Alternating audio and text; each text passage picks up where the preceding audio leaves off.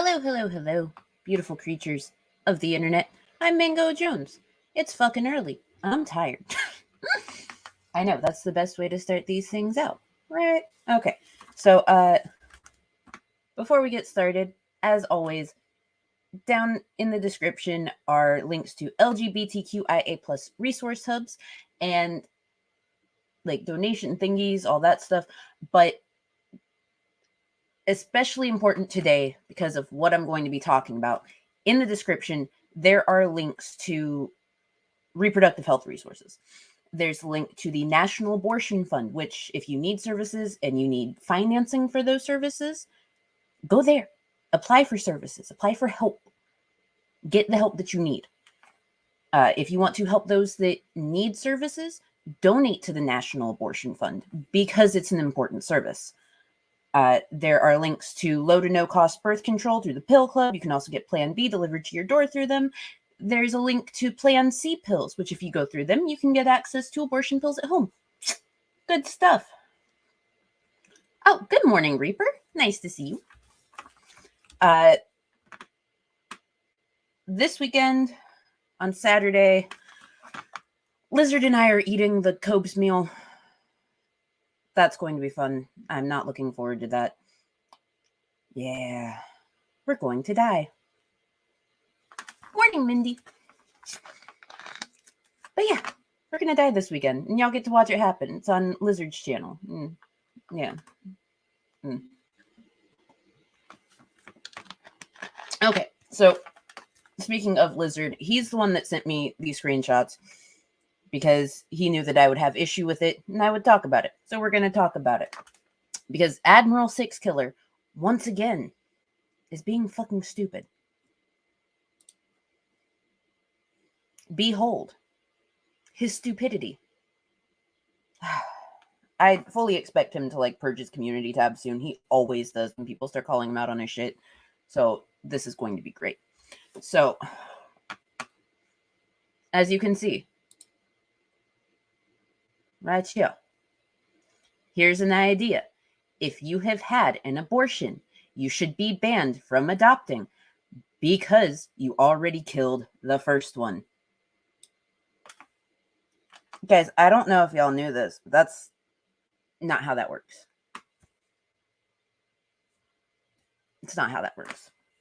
And see, he decided to follow up that stupidity with even more stupidity.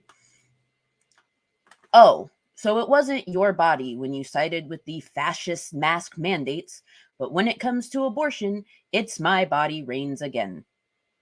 Here's an idea. If you're going to preach it's my body, then why didn't you control your body to use contraceptives? Or just keep the dick in the pants or the puss shut? Because obviously you can't control your body. Because if you did, you wouldn't be demanding the right to an abortion in the first place. Chase them all down with a pack of gorillas on horseback with nets, I say. Dumb people. First of all, you can't put gorillas on horses. That doesn't work. Okay? It's just not going to happen. Also, why are you trying to, put people in nets? That's rude. But the meat of it, really.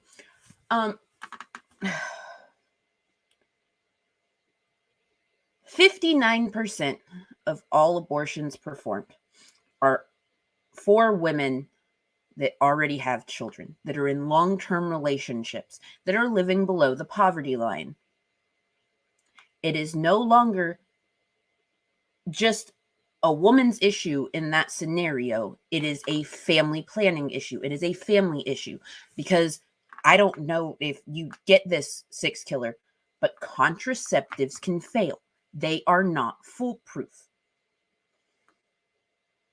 The standard use rate of condoms is far lower than the perfect use rate because we are humans. We are not perfect. Shit happens. And then you also have to consider the people that get baby trapped.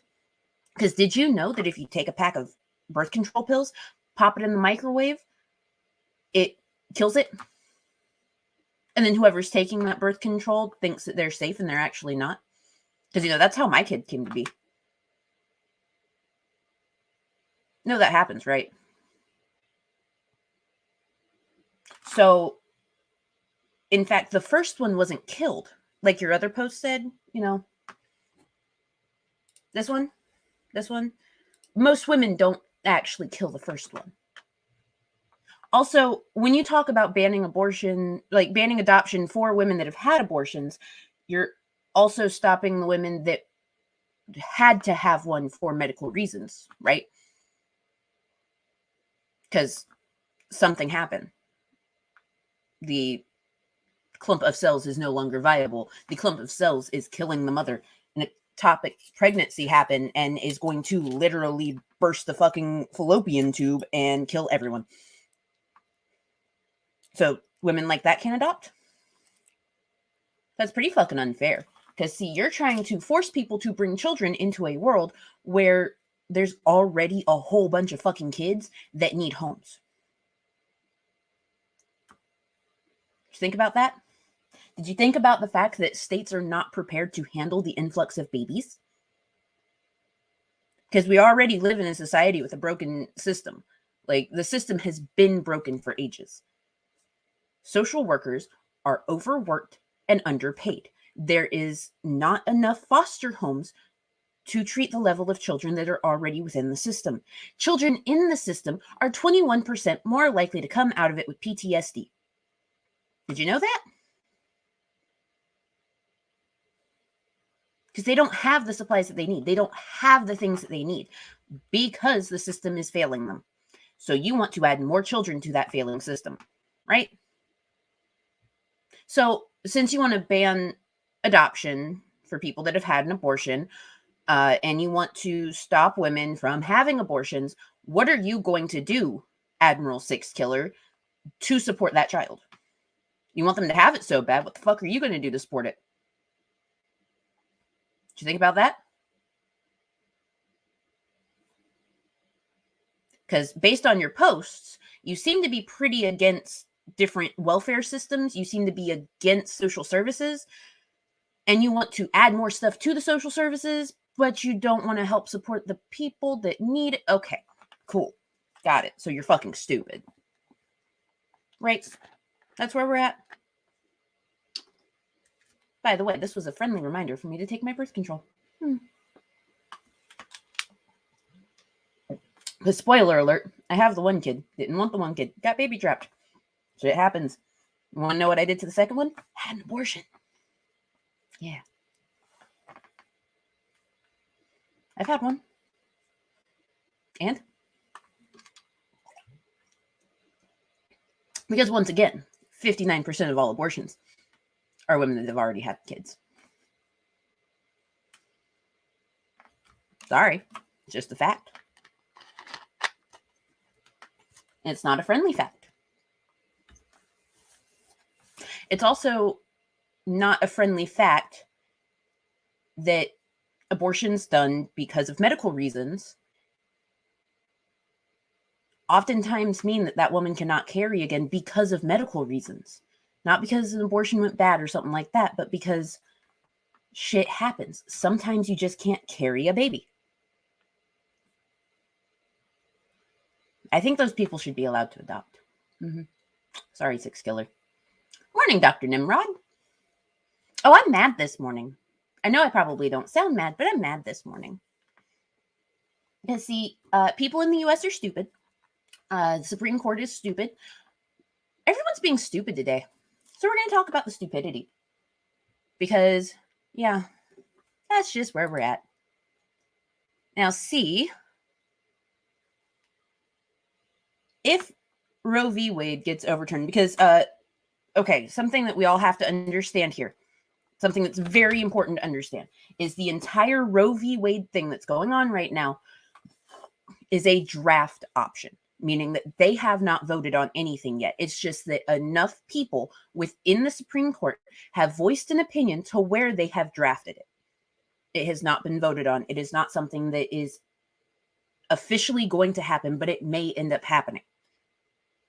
Draft options always happen before they vote on something, whether that be days, months, a year, we don't know, but we know it's coming. And because it's coming, roughly half of all women in the US are going to be losing access to services. Currently, there are 64 million women of childbearing age in the US. 33.7 million of those women live in states where abortions will be either highly restricted or completely banned. Which means that and a lot of those states that are going to ban it do not have exceptions for medical reasons. They do not have exceptions for ectopic pregnancies. They do not have these exceptions written in. They don't. They're literally going to risk millions of women losing their lives. They're going to risk millions of women deciding that they would rather die than risk getting pregnant, because recent studies have shown that there is the potential for a 21% increase in suicide rates among childbearing women if Roe v. Wade gets overturned.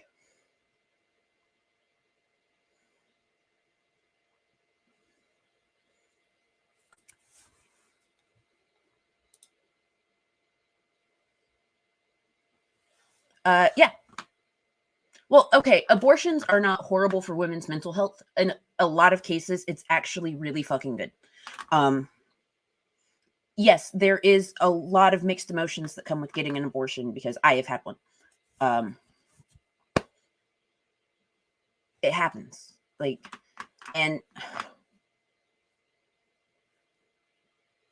in my experience, this is personal experience, okay? I felt better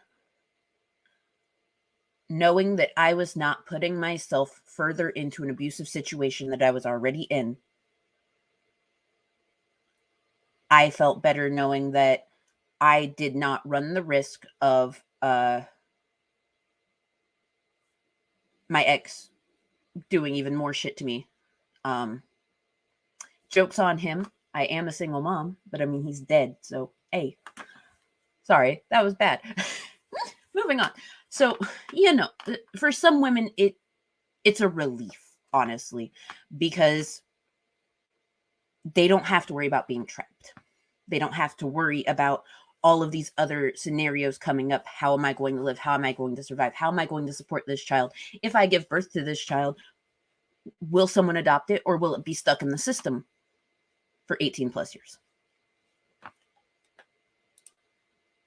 Oh, yeah. No, here in the US, after you have one, they actually do have counselors that you can talk to, usually at the clinics themselves. I got to talk to one. It's great. But you have to follow up. You absolutely have to follow up. They do schedule appointments for you to be able to follow up. It's great. So, yes. Okay. So, as I said, 33.7 million women run the risk of losing access to services, you guys. Okay.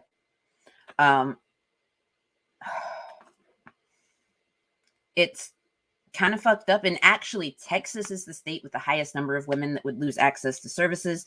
They have roughly 6 million women that would not have any help at all. At all. It's fucked. Roughly 1 million women in my state. Ohio has about 2.4 million women that would lose access. Yeah.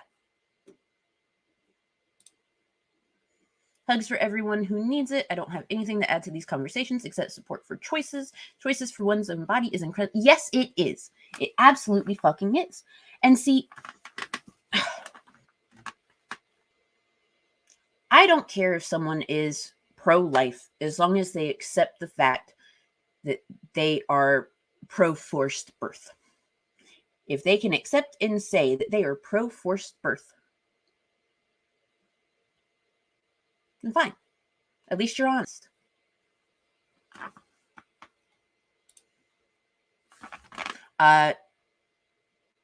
Actually, quite a few men have had abortions because there are men with uteruses. Yeah.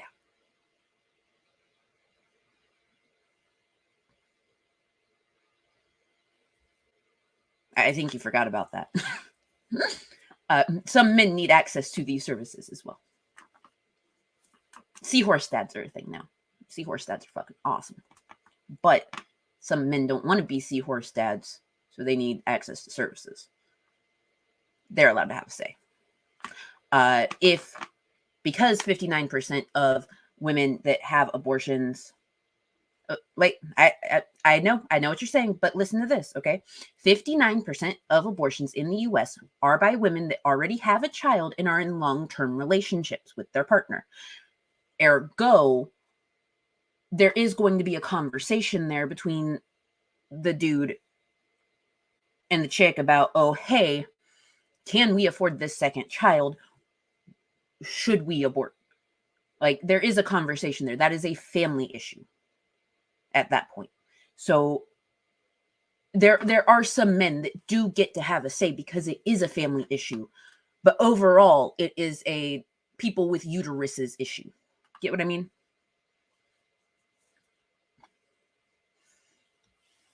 It's very situational, is what I'm getting at.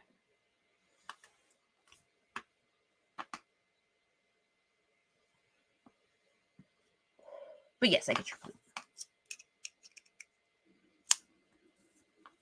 It's entirely situational,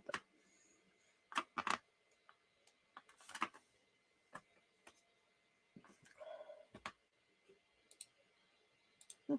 Wrong one.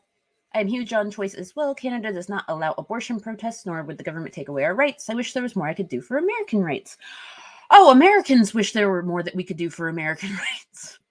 To be perfectly honest. I mean, right now there's actually a protest going on. It is the Mother's Day strike. It started on Mother's Day and ends on the 15th. People are protesting outside of the Senate, like right now. Or state, or yeah. Words is hard, you guys. Words is hard. There are various protests happening in states where abortion rights could be highly limited or altogether banned. Florida and a few other states. There's Florida, Arizona, Idaho, and I do believe it's Wyoming that have trigger laws that are in place. So if Roe v. Wade gets overturned, instead of having services completely banned, what they're going to do instead is enact a 15-week limit for abortions, which, I mean, stands to reason because, friendly reminder, most abortions happen in the first 12 weeks. Most abortions are first trimester abortions. Remember that, guys. And see,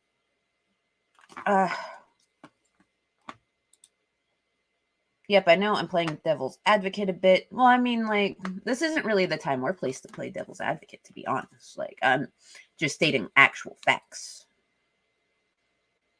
I mean, there's nothing to advocate for or against except for choice and comprehensive education. Because the U.S. is terrible about comprehensive education, and currently, like, 11 states only teach consent. That's really fucking sad. Oh, good morning, Slim. Okay, so 13 states have trigger laws, actually. Let me correct myself. Those states are Idaho, Wyoming, Utah, North Dakota, South Dakota, Montana, Kentucky, Tennessee, Mississippi, Arkansas, Louisiana, Oklahoma, and Texas. Now, all of these trigger laws were passed in the years after the Roe v. Wade decision, which was in 1973. Kentucky, Louisiana, Oklahoma, and South Dakota, those bans on abortion would take place immediately because of the trigger laws. Idaho, their ban would go into effect 30 days after.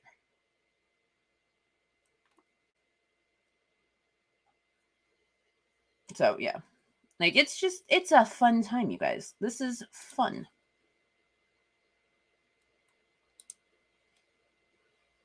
Yeah, Ireland's laws are probably terrible, too.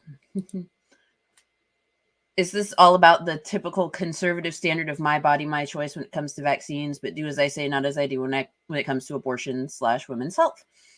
Double standard much. It is a double standard. And in fact, that was one of the things that our buddy Sixkiller brought up, actually. So it wasn't your body when you sided with the fascist mask mandates. No, it was still my body. But I sided with the mask mandate because I didn't want to get other people sick unnecessarily. It's crazy how that works. It's almost as though I was looking out for the health and well-being of myself and others. And did you know by having abortion services available, you are looking out for the health and well-being of others?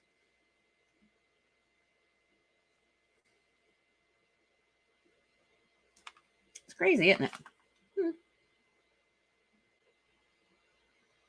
Morning, widows. I am mad. I'm mad this morning. So because I am mad this morning, we're talking about abortions and Admiral Sixkiller, and then we're going to talk about PragerU and why they're stupid. And some warning.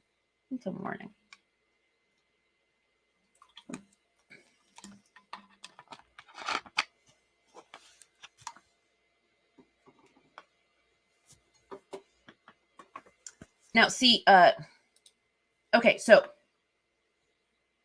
for people in the U.S., inside of the description, there's something called the Title 10 or Title X Clinic Finder. What that clinic does is give you low to no cost birth control options. They give you screenings, like regular health screenings too. They do cancer screenings. They cannot recommend abortions or anything because Title 10 clinics are federally funded, but they can help you with services in, all other aspects. Like, that's just how it is. Oh, you can come in anytime, widows. That's fine. The lack of empathy for others' health and the lack of forethought into the future shocks me still to this day, and how people refuse to do small things that benefit society. Right? Well, see, our buddy over here, Admiral Sixkiller, like, he's just anti everything and everyone at this point. He doesn't want to do anything in regards to COVID. For some reason, he thinks that the things that he says are smart. It's baffling. Hey, widow. Good morning, folks. Am I coming through clearly? You are. All right. How are you this morning? I understand that you're mad, but other than the madness, how are you? Oh, I'm pretty good. I forced my movie buddy to cut our movie night short because he looked absolutely exhausted and I felt bad for keeping him up. That's just the way it is. Up all night partying, man. Up all night partying. We went to bed at like 11. Yeah, I didn't pass out till about 1. So I don't even. Well, honestly, I don't even remember. But yes, I've been kind of keeping up with this here and there. I don't watch a lot of news, right? Because it's so depressing. But I will say this, just so while this discussion is going on, I am a firm believer in that a woman's body is hers to do with as she chooses, and that the government has absolutely no right to tell her what she should do with it. So the fact that they are trying to overturn this is absolutely disgusting. Yeah. And I was thinking about this after you and I talked for just a few minutes last night, that it's always the moral majority, the conservative and evangelical right and all this, that always wants to push this agenda. Okay, here's the problem with that, folks. They stand outside and they scream, every life is sacred and all of this other shit. Okay, that's all fine and well, but you don't give a goddamn about them after they're born. You want the life to come into the world, but once they are born, you don't give a shit. You Yeah. don't. And these are children that um could end up neglected, abused in the system, um, things like that. But that's okay because they're alive, but now it's not our responsibility to take care of them. So the hell with it, you know? And it's bullshit. It's bullshit. I mean, I grew up in, you and I live in the same part of the country, as it were. I'm just a little bit further south. Um, and so and we both know how bad it is down here. I grew up in a city where the American Family Association has a grip on the balls of every church in that area. And I mean, need I say more? If you know who the there's a deep dive for you right there, Mango, is the American Family Association. Um, Oh, love the American Family Association. Oh, if you need some more information about that, if you ever decide to do it, I know just the person you can talk to. Wonderful. But yes, I think this is atrocious. I mean, there are a lot of instances where that procedure is necessary. Um, I mean, it's I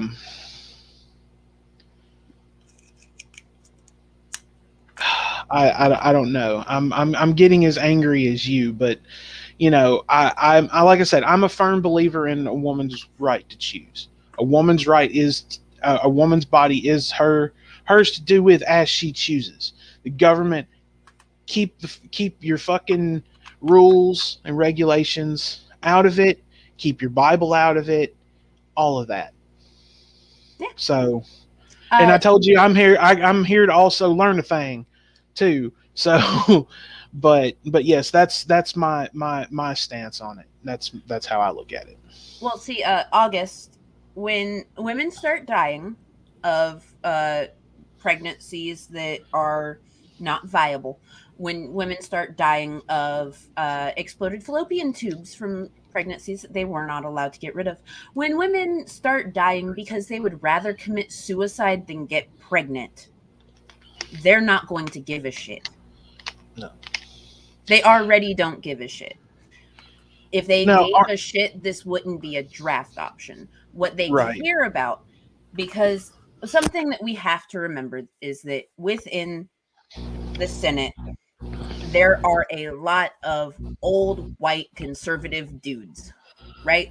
And one of the things that old white conservative dudes love to go on about is, oh, we're getting rid of white babies. We need to have more white babies. Want to know how I know they think like this? Because I live in the fucking South and I hear it all the fucking time. Mm-hmm. I heard it from my ex's parents talking about how we need to have more white babies and they can't believe that this, that, and the other is happening. When you get rid of abortion services, 58% of the women losing services are actually white women. But the other percentages, the 16% of Black women, the 18% Hispanic women, the 4% Asian women, and the 4% other because it's unspecified, but definitely not white. You're putting the women of color at greater risk of dying because they don't have access to those services, because medical systems are already built to where they are at a disadvantage. They are more likely to they're more likely to die than leave a hospital with a baby. Yeah. Now, I do have a question for you. Now, one thing that I have heard, and I'm sure I'm going to have a lot of them, but one thing that I've been hearing about now is it the egg, and forgive me if I say this wrong. I was sick that day in medical school. Is it ectopic pregnancy? Ectopic. Yep. Am I saying that correctly? Yep. I mean, what? I mean, they're putting women at risk that run into this or run into that as well. Because that's going to be, is that what you were talking about with like the fallopian tube Yep. explosion and everything? Um, okay, I just wanted to make sure that I was on the right page. Yep. Um, now, what about and I'm sure you may have already touched on this, but what about instances of abuse, rape, incest? Now, Um, okay, there a lot of states do have provisions written in for incest and rape. Okay, mhm, but there are places that do not have those provisions written in for abuse. right. Because see, when I got pregnant with small human, I tried to get an abortion, but because I knew who the dad was and because he was there with me and he said no, I was not allowed to get one. Hmm. When small human was born, because I knew who the dad was, I was not allowed to put my baby up for adoption. He microwaved my birth control. That's how I ended up with small human. Wait, Like what? that's yeah. If you microwave birth control, it kills it. Hmm. It's called baby trapping. I've It's I've fun. I've never heard of that. Yep. Um, It's an abuse tactic that's used by, you guessed it, abusers. And the thing is, like, there are a lot of women that also get put into that situation without realizing it. They just think, oh, my contraception failed. Not always when you're in an abusive relationship. You get it's pregnant. like it's like the guys or the women who will poke a hole in the condom Yep, while it's still in the package. absolutely. There are women that'll do that to trap a dude. But the thing is, they really don't need to do that because, like, condoms, their standard use success rate is already pretty fucking low. Yeah. Well, I mean, it's more of to me it's for the person that does it. Oh, Mr. Lizard, good morning, sir. Morning, Um, Lizard. You missed me talking about how fucking stupid Sixkiller is. Now we're just talking about abortions and abortion rights and stuff like that. I'm I'm getting some learning this morning is what I'm I'm getting an education from the mango. Um, but it I don't get this. I mean, so they're willing to put now a lot of states don't have those two particular areas covered, or they're just not paying attention to them at all. If because I know that I think I heard it's of course it's down here in the South. I want to say it's Mississippi, Alabama, Texas, or something like that. They don't have anything written in on a state to state basis about sexual abuse or incest. Right. And one of the things that a lot of people have taken issue with those provisions not being written in is that you have women of childbearing age that do not have their mental capacities about them who are in things like group homes who run the risk of being sexually assaulted, and if they are and they end up pregnant, they cannot have an abortion. They like families cannot let them have an abortion because state says so. State law is just like, nah, it doesn't matter. Sorry, you're You going have to to bring force that. a person that doesn't understand what happened, doesn't understand what's going on with their body to have a baby.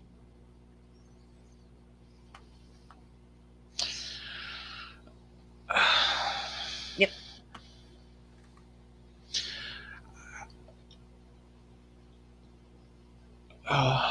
Yeah, and I don't have any words for that. So I'll, Yeah.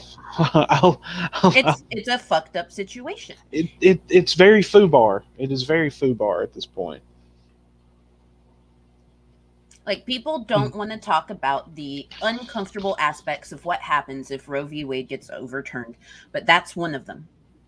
Oh yeah. You That's one of the major ones. Another one is you have, oh yeah, that's right, August. It's okay though, because God's will. Uh Russian concussion. Welcome. No, it's not. Because guess what? The vast majority of abortions happen before 12 weeks. Guess what that means? It's a clump of cells. It's not viable. It's not a baby. It's just a clump of fucking cells. Tis true. Tis very true. No, I'm obviously discussing it with you. I haven't banned you yet. I'm not getting mad at you. I'm just simply explaining. Can you not call me ma'am? Dude, I'm not even 30 yet. What the fuck? Hey, I was being called sir before I hit 40, so don't feel bad. Yes, I am on StreamYard.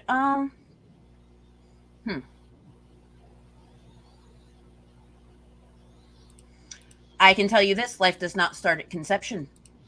No, it does not. I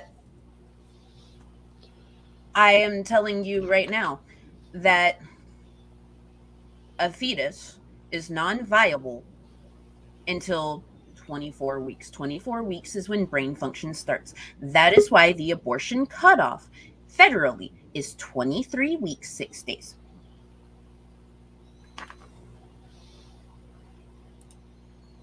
Hey, Vila.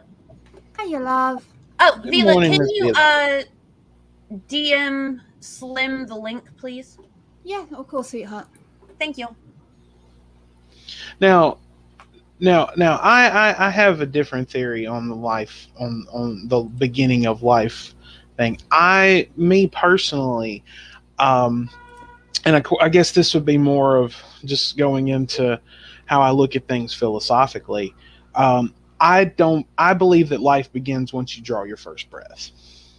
Because at that point, I mean, you're literally breathing like fluid as a baby, as a fetus or what have you. You're literally breathing in and out amniotic fluid. I'm like I said, sick that day of medical school, folks. But I believe that life begins once you draw your first breath. Fair. Did you know that babies hiccup in the womb, and it actually feels pretty fucking cool? Really, I had no idea. That was kind of a Juno moment right there. Babies have fingernails, and they burn, and they Prince. and they hiccup in the womb. Yeah, they do. Your baby hiccups.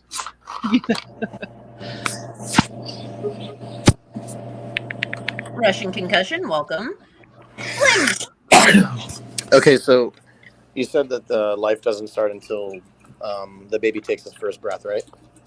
That's what Widow said. Yes. Okay. What about before that? Before that, as I stated before, I believe that when the fetus has viability, aka 24 weeks, when there is brain function, detectable brain function, when the baby could be born premature and be able to survive, that is when life is. So is brain function? So the litmus test is whether a fetus is viable or not is the brain function. You're saying? Am I getting it correctly? That's the federal guideline. Yes. I understand that's federal, but what's the biological basis for that? There's many things that have been done federally, but they haven't been morally correct. Well, she just stated the fact that it's viable outside the womb, that if it was born right then and there, it could survive, it could live. Yeah. Until that point, if it was born, it would be a miscarriage. Yep. It wouldn't be alive. It wouldn't be able to live, survive anything. Survive on its own, you mean? If you were to start going to where I think you're going, technically, you having your period would be killing a baby, because if you were talking about something that isn't formed into a baby yet, every time you masturbate, you're killing babies, blah, blah, blah. So what it is once that thing is formed into a larger a creature, because before it's a zeitgeist, and then it's an embryo, and then it's other things, right? So again, it's not other things. It's not other things. It's something that you were at one point, just like you were once an adolescent, you were once a child, you were once a toddler. It's not something you became. We were once sperm, and we were once an egg as well. So it isn't a baby until it's a baby. No. I mean, no. yes. No. Yes, so let me respond. Let me take one thing at a time. Let's take one thing at a time. So somebody said in this chat, and I forgot who already, that a baby is not viable, or essentially, synonymously valuable, until it has brain function. So if we take a real life scenario, and there's people in nursing homes that don't have brain function and they're sustained by external living devices. Could we just take a knife to their head? I did not say that, because that is already a person. Ends of the spectrum. But somebody said brain function. So if we're going to determine that as a litmus test. A fetus has brain function. A fetus is not a full-grown adult that has already lived out their life and lost their brain function. A fetus is not something that had already been born and had already lived part of their life as developmentally able as possible. A fetus is something completely different than something that has already been born. What's the difference then? Draw the distinction for me. I think I did. Yes. Okay. So outside the body versus inside the body, is that the difference? I'm just trying to understand your argument before I respond. That's all. Okay. So, all right. If I were to say get pregnant again, because I already have a kid, I've already had an abortion, I've already been a surrogate for someone. So let's hypothetically say that I get pregnant again. I go into very early labor at 22 weeks, right? That fetus that is not viable would be born dead. Essentially, they would not do anything to keep it alive. They would not do anything medically necessary to keep it alive because it is not considered a child. It is considered. Well, I guess I'm asking for the biological marker that determines its viability. 24 weeks. For them to be able to help you save that fetus, for them to be able to be like, oh, you gave birth early, and we are going to do everything in our power to make sure that this thing survives. 24 weeks. And what is the baby's capabilities at 24 weeks? They can breathe with assistance. They can still develop their lungs with assistance. They can have brain function and activity outside of the womb. They can do everything that is capably possible to keep that thing alive because they have the tools necessary. Anything before that, they do not. And anything before that, they do not consider life. Okay, so there's people in real life that don't have brain function and have less entities, as you just stated. We see this in nursing homes all the time with pacemakers. Again, that is that is someone that has already been born and lived out their life. But you just said that was a biological marker. I mean, we're not talking about somebody that's already been born. You distinguished that's a biological marker. I distinguished a fetus. A fetus is not a full-grown fucking adult. Like I had already said this multiple times. A pacemaker is not the same thing that would be keeping a preterm infant alive as a grown adult. If we're talking about elderly patients with zero brain function in a coma on ventilating systems, pumping their lungs for them, on a machine that is pumping their heart for them, and that they have zero brain detection, i.e. they will never wake up, you're just keeping the body alive because there is... But it's still murder to kill them, though. Actually, no, it's not. No, it is. You are allowed to turn the... No, actually, it is. I'm going by the law. You can't just stab somebody in the back of the head. Allow me. Okay, now you are absolutely being absurd. Yes, you cannot stab them in the back of the head. You euthanize them, which is the same that would be happening to a fetus.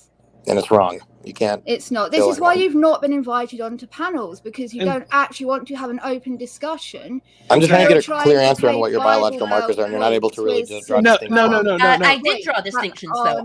Right, so I'm trying to respond, but I have like 3 or 4 people talking. So if I can respond to... You refuse to actually acknowledge the points we're making until we word it the way you have a prearranged Okay, so let me try to reiterate back to you, just to make sure that I understand your point. So you're saying that anything before the baby has brain function, and anything before the fetus, if I'm correct, you're saying that doesn't have, that's not a full human yet and shouldn't be saved or resuscitated. I want to make sure I understand you. Because it is not a full life. Yes or no? Yes or no? Well, there's nothing to resuscitate before 24 weeks. Yes. Yeah. Well, let's make sure I understand your argument first. So yes or no on what I just described? What you just described was fucking stupid. Exactly. No, I'm trying to. I'm going off of your logic. No, you are. No. You're not. I'm following your logical path. So you are wording our logic. You're wording what we are trying to say in a way that is prearranged for the argument you have already written down. No, I'm trying to reword the argument so that I understand what you're talking about. No, you're trying to reword the argument. You're trying to reword. yes, exactly. But you're also spitting out the exact same stupid propaganda that the conservative and religious right throw out. No I'm one not even That's exactly conservative. what I'm you're not doing. religious. those sorts of Okay, well, that's infants in exactly their what the head. fuck you sound like, because you're spitting back the same crap. So why don't you that they educate me put then? out. Go ahead. I'll let you go That's ahead. exactly what they're trying to do, and you're being a dick. Is what you're doing, because you're not Mhm. listening. You're Okay, well, you're I'm trying listening. you're trying to spin what they're saying to fit your narrative, so you try to look like you're in the right and they're in the wrong. So why don't you be a little bit respectful and let these ladies talk? How about this, Russian? You've done nothing but talk. So go ahead. I actually just spoke up, motherfucker, so shut your goddamn mouth. Russian, Ooh, I have a feisty. question. Yeah. So, by your logic, if you get it tapeworm, because it has to feed off of you to be able to survive, you can't take medication to get rid of it, right? Because that's an abortion. Sure you can. No, because Why? that's a No, you living can't. being that What feeds off of you. biological That, One's a marker says pair. that? Can I respond? Please. I mean, you guys say that I'm not giving you room to talk, but all you've done is nothing There but is talk. a So delay. I'm in the That's UK. not Please be true. aware. okay. So before I get kicked off here, which I'm sensing I will in the next few minutes, so one of them is a parasitic relationship. The other one's not. That's very distinguishable. but it is a parasite. It is a fucking A parasite, parasite until is it has viability. a fetus is not a parasite. It does not Yes, feed it off is. at the expense of you. Actually, yes, yes, it it does. How Yes, do it you does. defend the How much baby work? survives I in the can- womb? I can How answer. do Oh you my think God. it survives? I can answer the question. I know there's like a gang mentality here because 3 of you are opposed to it, but the reason why the fetus is not a parasite, in order for something to be a parasitic relationship, and it says very empirically and from biological textbook, is fetus does feed off of you, but it's not at the expense of you. Versus a parasite it is. feeds. Yes, it is at the Can you expense of the explain? woman. It is Let me explain. absolutely at the expense. Okay, so It could kill her. So If yeah, okay, so a parasite feeds off of its host at the expense of the host. A baby Which does a not fetus feed off does. of you at the expense A of you. There's fetus nothing does. It does physiologically. feed off me It at the does. expense. Okay, here's the thing. It does If feed it off. doesn't, if it I doesn't wasn't feed off, finished no, you explaining. were finished. Let Oh, someone because you said else so. actually talk You've about done the nothing point you but just talk. made. And you're And it using is what I filibuster to do. try to block me out. And that's pretty No, typical of you. No. you're full of shit, dude. You're full of shit. Anyway, Okay. so actually, I'm gonna get blocked here in it 2 seconds. does. What? If you be rude, yes. Yes, Lizard. This guy is a walking concussion. Yeah. No, So, he's if a complete woman- contradiction to it's Oh, intelligence. so now you want to name? So now you want a name woman. call? Yet you're so tolerant, but you want a name call. I haven't said one bad name to you guys. If But yeah, you want to call me you're- motherfucker? You want to Alright, say your I'm bad giving things? stupidity you a is second your because you stupidity gives us the can't right not to do that. overtalk people. Yeah, I do support. If it is not at the expense of a woman, then why does the woman have to increase her calorie intake while pregnant? If it fed off a woman without taking anything from the woman, she would Can you not let me have to answer? take extra Let me finish what I'm saying. It wouldn't be at the expense of her needing to take vitamins. She wouldn't need to increase her calorie intake. A woman wouldn't develop medical conditions during pregnancy, like preeclampsia, like the diabetes that you get. So what's your question? pregnancy. You're making a really long sentence. What's your actual question? No, It's she not a didn't say that there was a question. I'm question. making a point. Oh, so you're not asking a question then? No. So No, she's You making asked for a answering response. your And that's point what she of was giving it's you. not a woman. It doesn't actually go at the expense of a woman. It does, and I'm explaining to you how it does. well, that was after I began explaining. You cut me off. So what I was going to say is this: a parasite, absolutely, you can take antibiotics for it. I actually got one when I went to Mexico one time. I had one of then the little. you had an abortion. Good job. Yeah, you Um, murdered a life. Yeah. Yeah. You killed a life. So I love Yeah. how. Okay, can I explain without being interrupted? Don't know. Can you explain without being an idiot or being rude or condescending? Exactly. I think you yes, should look at yourself. Lizard, you are absolutely right. This is why sex ed is important. Absolutely, I agree. So a parasite. And this is why men who do not have uteruses, who cannot feel what a pregnancy who have does what? to a body. I said men that do not have uteruses. Oh, so basically, I have to be a woman to understand this. So position of authority. You Position know of authority. There Then are I men with understand. uteruses. We understand this. You're the one who just doesn't get it, bro. I haven't really been It's so given a chance to explain it. He thinks he's a debater. But your Now you're gonna name call. explanations and your reasonings do not make sense. Because I haven't said my reasoning. But you've already tried No, you have. multiple times I haven't over, finished. and it's all wrong. It's all false. Parasite It's all feeds off of the host. The baby does not. That's the difference. Yes, it does. Yes, it It feeds Yes, off, it but it doesn't does. hurt. Hurting No, is the it opposite. It can. does hurt. It I can literally hurt just them. explained to you. Preeclampsia. You cut me off. Actually, is what you did. But No, they Oh, fuck explained it off. to you because Okay, you just don't want to Hi, listen. can I say something, you guys? of course, you've been saying something for the past 3 minutes. Go ahead. Oh, honey, you're such a bitch. Anyway, so when you are pregnant, you run the risk. I am muting you on fucking purpose, my dude. Anyway. Because you're scared. No, so I can Right, fucking hang on. talk. You've done that. But go ahead. I'll put you I'll listen. backstage and I'll let you back in when Mango has finished talking. Fair.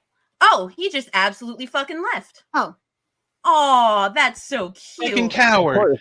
He wanted us to cute. try to kick him, but we aren't going to do that because that's not we were going to play into his game. So of course he left. No. Instead, I'm just going to sit here and I'm going to fight with you tooth and nail on why you're fucking wrong. So that's just the person. I got my am. popcorn ready, Mango. Now, see, so what Russian Concussion was saying about fetuses not feeding off of the mother or the person with a uterus that is bearing the child is completely fucking false. Except you're the one that left the I studio. put you backstage. You left. I said because you couldn't respect muting and waiting for someone to actually finish their point. I was putting you backstage and you can rejoin when we finished our point because you cannot have the common courtesy of waiting your turn. And then you say to other people that they're talking and interrupting you. When you stopped, you've made a point. People are meant to refute your point and you don't let that happen. You're so hard for someone to kick you so you can be like, look at the woke leftist. Murr! Fuck off, snowflake boy. You don't know anything about this subject. And he can sit in the background while I talk for a second. So listen to this, Mr. Russian Concussion. Fetuses are parasites. Did you know that women lose their fucking teeth while they're pregnant because of calcium deficiencies, because the parasite is feeding off of their body?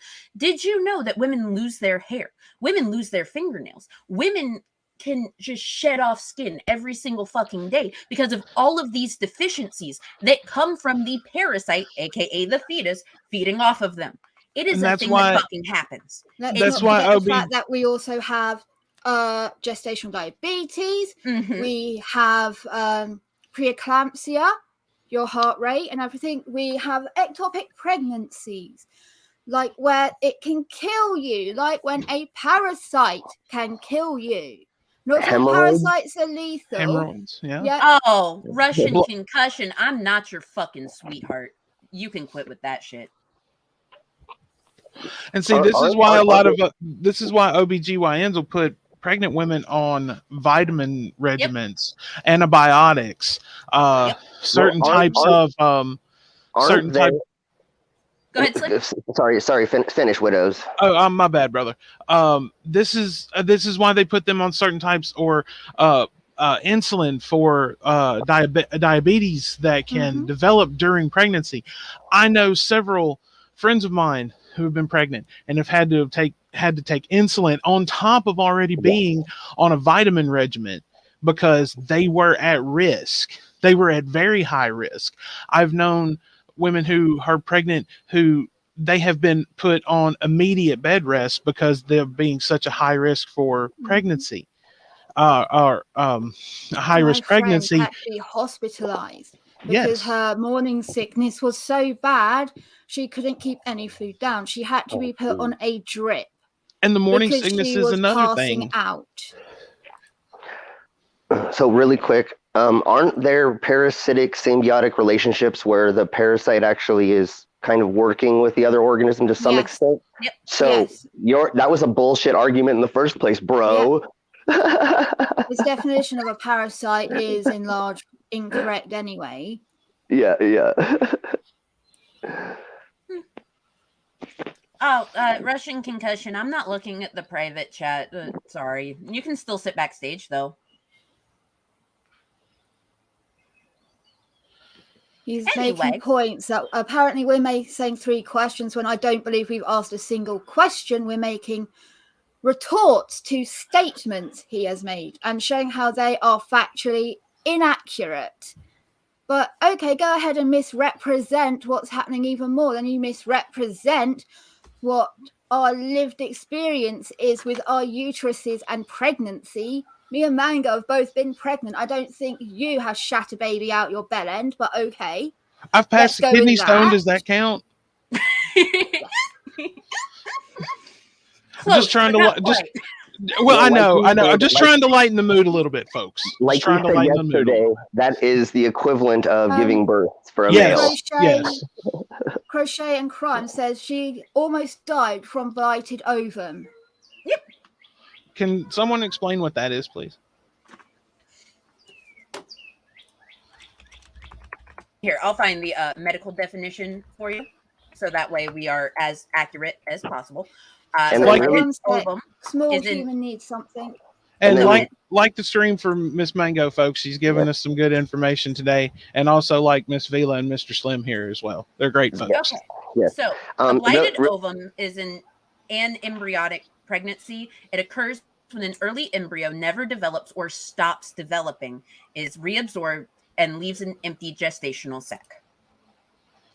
So, like, is it, if I'm understanding correctly, it's like the body reabsorbs the cells back, or I'm trying to understand. I was sick Yeah. that day of medical school. Okay. Oh, that's right. That's right. Yeah. But yes, see, the fetus doesn't develop properly. So within that gestational sac, that fetus will essentially just disappear. Like, it doesn't Yes. develop properly. It just goes away, and the gestational sac is left empty.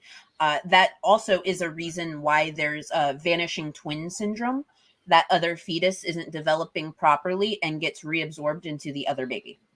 Okay, is it similar to like when you hear like like a woman say she's pregnant and then they do like the ultrasound and there's nothing there, but she's showing the symptoms of it? Sometimes that can happen. Most of the time, though, that is what we call a ghost pregnancy. Essentially, it's your brain has kind of your brain and body have tricked you into thinking that you are pregnant because of other medical conditions.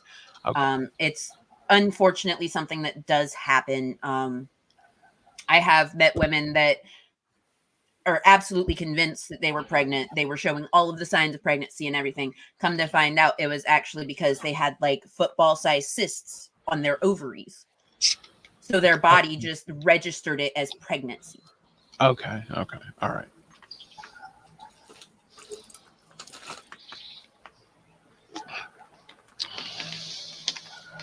Yes, psychosomatic pregnancies. Yeah, we call them in the UK phantom pregnancy. Yep. Melissa said that her uterus was trying to miscarry, but it couldn't get it out.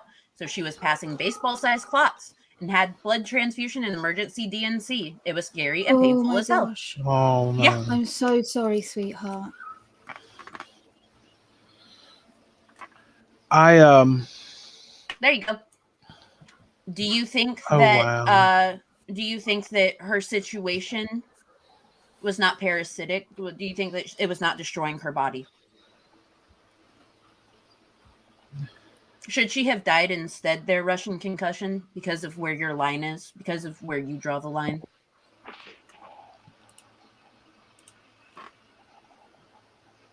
I'm still not going to look at the private chat. You can listen to us talk, though, because you need to learn a few things.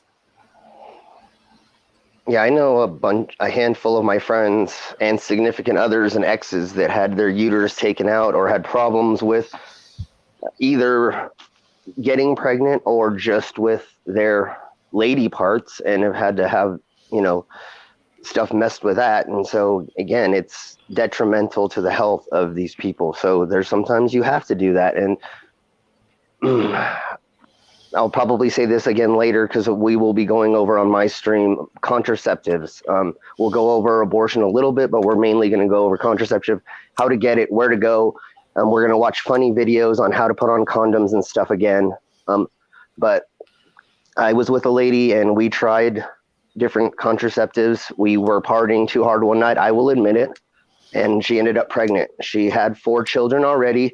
We were struggling to make ends meet.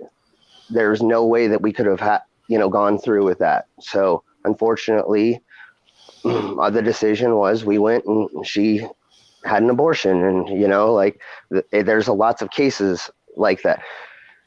Even with us trying to not have a baby, she ended up pregnant, and I don't know what it's called. And on my stream, hopefully somebody will talk about it, or if anybody knows in the side chat or anybody here knows, some women are just like their body wants to get pregnant. Their body wants it so bad that they'll get pregnant. Even I don't know how to explain it, but there are people who are just way more fertile.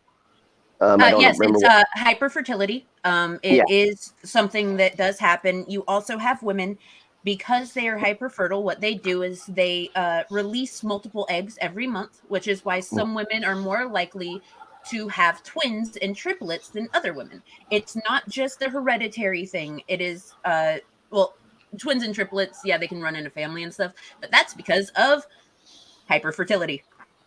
Yeah, and so I believe that she had hyperfertility because she had 4 kids on birth control. Every single time she was on some kind of birth control, or there were methods being tried to be used, and she ended up getting pregnant 5 times, So, like I said, we tried to not have it happen, but it did. And we just couldn't, there's no way that we could have, worked that out. And once again, it was a tiny little thing that we made go away. It wasn't a baby. It didn't have arms and legs. It didn't have a thought process. I don't believe in souls per se. So. Aw, this is so cute. So I finally took a look at the private chat, and, Mr. Russian Concussion over here decided to say, go ahead with your 3-minute question. It wasn't a question, actually. I'd never asked you a question. Oh, wait, I did. I asked you a rhetorical question because I already knew the answer. That's right. Let me back in if you actually have the balls for a fair debate. I don't have balls. I actually have a uterus. But cool. They won't let me in. I think you're proving my point right here by censoring me. No, we were educating you. You already proved that you're stupid, so cool. You guys are all pussies, and that dude sounds like a chick. Well, how unfortunate that you think that. Oh, man. If you're speaking about me, I am unisex, so I wear dresses a lot and don't go as one sex or the other. I'm a cyborg. So cool, bro. I'm glad that you think that. That's what I thought. You guys are all cowards and censor and name call to make a point. If you have the balls, you would give people a fair... Again, I have a uterus, my dude. Like, I have given birth. He wonders why he's been kicked out of all the other panels. We're not a debate channel. Yeah. I'm not going to fucking debate you. I'm going to educate you. We're people having a talk about this. We're not debaters. You are obviously not either because you don't understand how it works. You just watched people that debate and throw around terms that don't really understand that well, because you'd understand you have said something. We are allowed to refute it. You don't just get to interrupt us and say things whenever the fuck you want and call that a debate, unless you've taken debate classes of Trump, in which case you should have been aborted in the womb after the 24 weeks when you think that they could feel it. Or mom should have swallowed. Guys, this one's my favorite. Ah, unisex, gotcha. You dress up in drag and fishnets and compete in women's sports too and sniff kids' hair. That just proves our fucking point. Oh my God. You are a conservative dipshit that's going to push conservative talking points. And now I will ban you from my StreamYard and my chat. Love ya.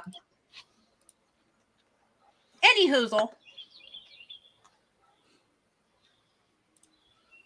It's exactly what I was saying. I mean, just spitting out the same conservative, horror movie description of abortion propaganda that the religious right consistently tried to say.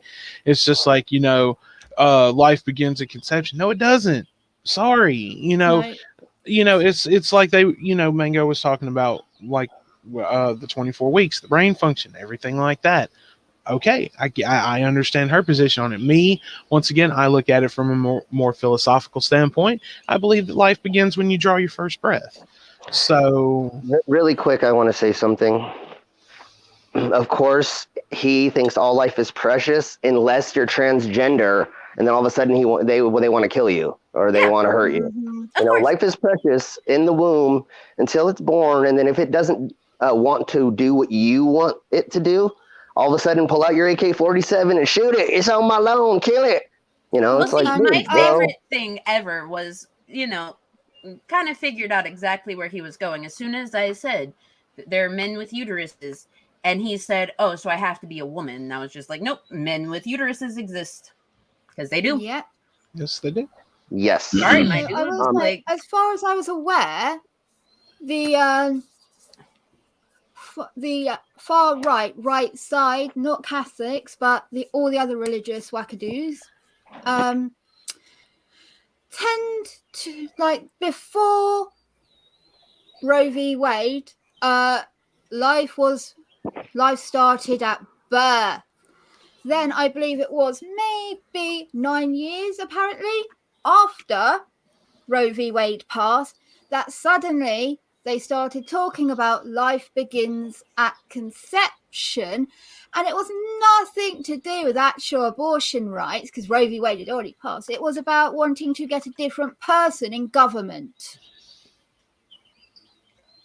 It had nothing to, no, life didn't start at conception for most things. Because otherwise, as a few of the religious YouTubers have stated, then God by far gives the most abortions in the world. Because if life is so precious and it starts at conception, and God plans our lives out for all of us, then he deliberately makes women pregnant to miscarry. He makes that life to die. Oh, by the way, Russian Concussion, if you're still listening, Security Monitor Lizard has invited you to have a conversation with him on his channel tomorrow. So better go subscribe to him.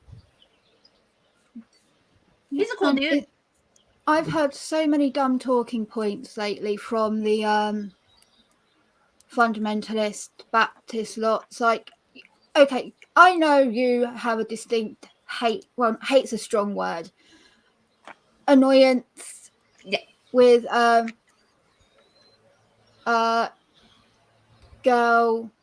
Defined, yeah. Yes, Girl Defined and Paula Morgan. Oh my God, Paula Morgan did a live stream the other day about Roe v. Wade. Oh, of course they did. Where they Morgan's all pregnant and stuff, and yeah, they said that abortion is a modern day invention. And that if they want all abortion to be banned, all of them, even in rape and things, because they think it's not the baby's fault. Well, and they said but if not we the get woman's rid fault of either. it, if we just ban abortion straight up completely, it will stop all the problems because people would stop relying on abortion, and because it's not socially available, people won't do it. Like, there's not been abortion around for thousands of years. It literally says in the Bible how to abort a baby.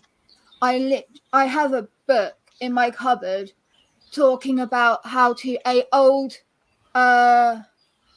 medieval recipe for abortion tea. All herbs that are abortionogenic, they're spasmodic, things like that force the uterus to dilate and contract to get out whatever's inside. They've been about for a long time. Just those herbs are also extremely dangerous and can also kill you. Like, it's ridiculous. These things are very real and very serious. And if it wasn't bad enough in America, like, I know a few of the people in chat have said it, like, a lot of a lot of procedures are labeled voluntary abortion, right? When it's not a voluntary abortion, they have to get rid of the baby because of serious medical reasons.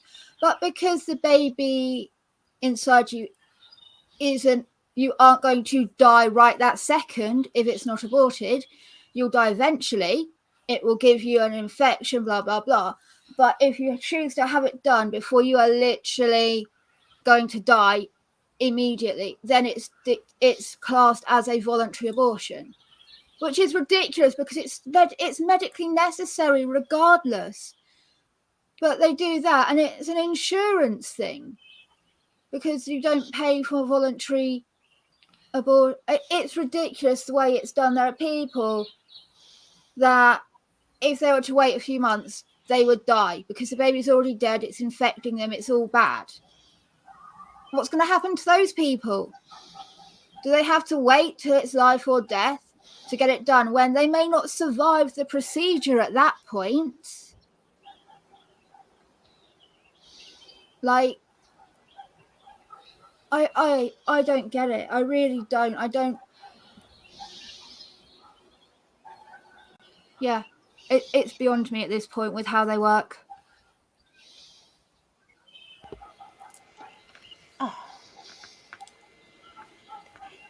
Well, still my favorite thing is I want to be able to do whatever I want. Nobody can tell me what to do, but I want to tell you exactly what to do. It's like, wait, that doesn't work. You can't have freedoms and then I don't have freedoms. Yeah, that's not how it works. And yes, Melissa, you are absolutely always welcome anytime. I will repost the link for you. So I know that you're not on Discord. So do paste. Enter. Woo! Sorry, I turned off my camera for a bit. Like, I got fucking hot. They believe that women only have rights to abortion if they've been raped or victims of incest. Therefore, women only have rights to their bodies after someone's violated them. Yeah. This is something that I was watching you on the way to get Spawn from school. Mm-hmm. The problem with that is, as far as I'm aware, at least, it's not a case of that you only get an abortion if you've been raped or incest. It's if you reported it. So you have evidence that it was rape or incest. And in those cases, let's say you are raped and you don't go to the police about it immediately, and you don't think about you may be pregnant, anything like that. By the time you find out you're pregnant, there's now physically no evidence that it wasn't consensual. Yeah.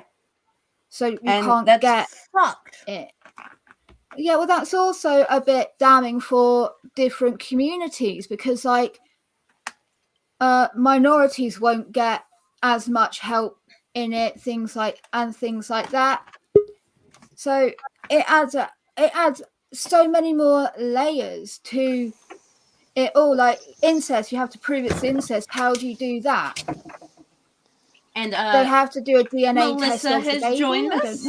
Hi, Melissa. Hello. Melissa. I look like crap, but I wanted to wave real quick. I'm out chasing chickens and goats around. So I bet Jennifer Lopez is up to her usual shenanigans. She's already been in the front yard. Oh, hold on. How do I turn my camera around? I can't do it. But hold on. There's puppies. Can y'all see them? My neighbor's puppies.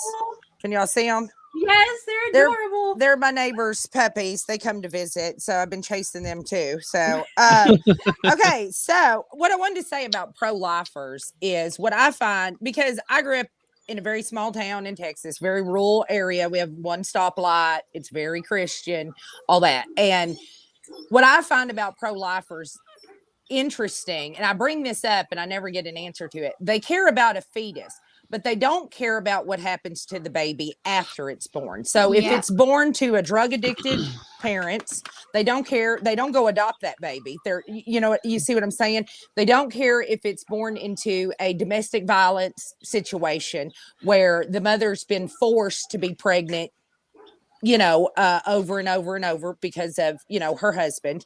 So they don't care that the baby maybe was unwanted by the mother because it's just going to be abused. They don't care what happens to the child once it's born. They don't care if it's born with horrible, illnesses or diseases. They just want it born. Right. And that's what I don't understand, because I am a Christian. I've never understood that. Like, we care so much about a fetus, but we don't care about what if the baby's life afterwards. Right. That was the point that I was making earlier, because I'm the same way. Like, I'm from the same part of the world you are, Melissa. Mm-hmm. And so is Mango. And so we this is something like we always grew up hearing, and it's bullshit, because like you want the child to come into the world, but what are you going to do to help take care of it? Nothing. Okay. Exactly. Then you have no room. There's no room for you in this discussion. That's because you don't give a shit after it's born. Because you don't see these people going out and fostering these children who came from, bad home life situations, were born addicted to drugs. I'd rather they abort the baby than the baby be born addicted to drugs, have incredible health problems, have nowhere to go, or thrown in a dumpster. They don't care if the mom has the baby, throws it in a dumpster, just as long as it's born, by God. I've never understood that part of it. And I never can get an answer from a pro-lifer. Well, you're not going to, because it's like I was saying, they spew out the same horror movie description of abortions. They think that this is one reason why I'm such a fan of separation of church and state. And I am too, as a Christian. Yeah. I am all for a separation of church and state, because the thing is that if we demand that everybody must be of a Christian religion, how is that any different from these other countries that do the same thing, where they, if a woman is raped, they stone the woman to death, not the man. This happens in a lot of Middle Eastern countries. And so that would basically be what we're doing. We're demanding people follow a religion set by our government or whoever. Who decides who can, you can't tell people who they can and cannot worship or whatnot. And see, this is one point, and one of the greatest quotes that I have ever heard was from and I believe he may have been quoting somebody else, but one of the best quotes about that I've ever heard comes from a man named Jello Biafra, used to front the Dead Kennedys, and he said, the Constitution guarantees us freedom of religion, but not freedom from religion. Right. And as a Christian, I don't believe it's my duty to go around and tell everybody, if you don't believe the way I do, then you're a horrible person. It's not my business. You're not a Bible thumper. Not really. No, I'm not. Yeah, I'm not a Westboro nut job. I figure I'll worry about what I'm doing and my relationship with Christ, and everybody else, you just do your thing. As long as you're not breaking the law or hurting anybody, it ain't none of my business. And so, but like I've always said, when you take away someone's right to do with their body, because in medical terms, a fetus is not considered a baby until it has brain waves. And that's for all people. If you don't have brain waves, you're not alive. Yeah. Okay. Yeah. So if we're going by medical science only, a baby is not even considered alive medically until 13, 14 weeks, when they, that's why they cut it off at 12 weeks or whatever, abortions, legally and whatnot. Until it has brain waves, medically, it's not even considered a person. Yeah. And that's 24 weeks for the federal cutoff. Okay, there you go. They do the heartbeat bill at 12 weeks, but that's not actually a heartbeat. It's a amniotic echo or something like that. It's actually just the echo of the mother's heartbeat or something. So the child's heart isn't even beating at that point, because it can't beat without brain function, because the brain can't tell it to beat. Exactly. So, and I think a lot of pro-lifers, and I don't know why they think this, but they think that women are going out and using abortions as birth control. No one's doing that. No. No one is going, oh, I loved that abortion a year ago. I think I'll have another one. It's a traumatic experience. Okay. Yeah, no, I got mine 5 years ago, and I'm just like, I don't want to do that again. I had a cousin that had one, and she still, and that was 30 years ago, and she still thinks about it, and it's a traumatic experience. It's not something people want to do. I'm not saying there's not some women that but for the most part, nobody wants to do that. Nobody wants to make that decision. It's a horrible decision, but sometimes it is for the best. And if you it would be similar, like the argument that Russian was trying to make. He was stating something about people being on life support. And what Melissa was just saying, it just made me think of this. It's like making the decision to turn life support off, exactly. Or if you see a I'll just use my dad for example. My dad signed a DNR, and I was not happy about that at first, but then I'm just like, okay, this was his decision. Yes. He made this decision on his own, and if that's what he wants, then I'm going to respect it. Right. And so, but I mean, it's a tough decision to about having an abortion. It's the same, it's the same thing with turning off someone's life support. No woman is running up to the abortion clinic, woohoo, get an abortion today. Nobody's doing that. Okay. It's a painstaking, horrible, heartbreaking experience. They're not skipping up to the thing so excited to do it. They're not. And this goes to, so say a woman is pregnant and she, for some reason, is in a car accident or something, is in a coma. Are we supposed, and she's not coming out of it, no brain function. Is she just now an incubator? Should we, you see what I'm saying? Like is that all we are, is incubators? It seems like it is to a lot of people. I know that guy was really bullshitting, because his whole point of bringing up the no brain function in elderly people was, and like this is the thing that pissed me off because it shows he doesn't actually care, was okay, so we get to stab them in the head then. Nobody's stabbing people in the head. He's saying that because I mean, come on. His point was, he was trying to say that okay, we can do that to the elderly person, so we get to stab them in the head. No, we euthanize them, same as the baby. I don't know if this is just the internet bullshittery where things get said and repeated, but there was that meme that went, not meme, that famous picture thing that went around saying how before late-term abortions could be done where the fetus came out whole. That's not, that's not. Now they've changed how it does, and they have to inject it with in chemical, and then it comes out in pieces. Yeah, no, that's not a thing. Listen, I've had friends that have had stillborn babies, and they were, you have to give birth to that. They don't go in and do a C-section. What they do is they induce you, and you are forced to give birth to a dead baby. Yeah. And the baby was traumatic. I don't know. I can't remember what is it? Hydrocephalus or whatever. Waterhead is what the baby. I don't know the medical term. I don't mean that in a bad way, but it had a lot of problems. And the thing is that it probably would have been easier if she would have dealt with it in the first, instead of having to give birth to a dead baby. Yeah. Can I ask? I have a question for the ladies here. A very, very serious question. The situation of the car accident. Mm-hmm.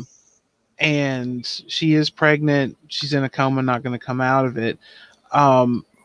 What is your position on what should be done? Like, say if she was married and like Well, unfortunately, I mean, if you were I'm married, that decision would fall to Fall on the the man. spouse. Yeah. right. I'm curious to know your guys' stance on something like that, because I mean, to me, that would certainly be hard for anyone to decide, especially if it was like the doctor that had to make the call.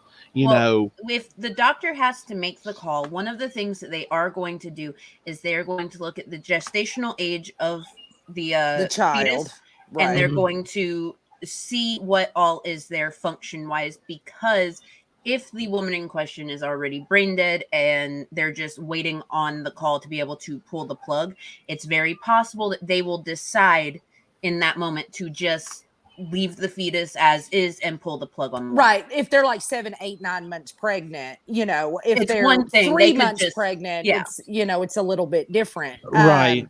But but that's something that women have to consider though, when you are, that could happen to us. Yeah. And that's something we have to consider all these things. And a lot of men don't understand that. You know, we have to consider these things, is that we have something else growing inside of us that we have to think about as well. But sometimes we're not in the position to raise what comes, you know what I mean? And we're not in the best home lives, or we're homeless. They don't seem to They don't give a shit. Exactly. And it's like, you know, if a homeless woman becomes pregnant, whether it's by whatever circumstance or whatnot, and they don't have a safe place to live, and we know that shelters are not the safest either, especially for women. The thing is that so you want the lady who has no home to then take a baby out on the street too. right. You see, like, that's my biggest thing, is like, you care so much about a fetus, but you don't actually care about a child, because we have so many homeless kids and kids that have no food. And if some of these pro-lifers would maybe go in their own, pardon my language, but their own fucking communities and see all the foster kids, the kids that don't have enough food, the kids living in poverty, the babies that were born drug addicted, all this kind of stuff.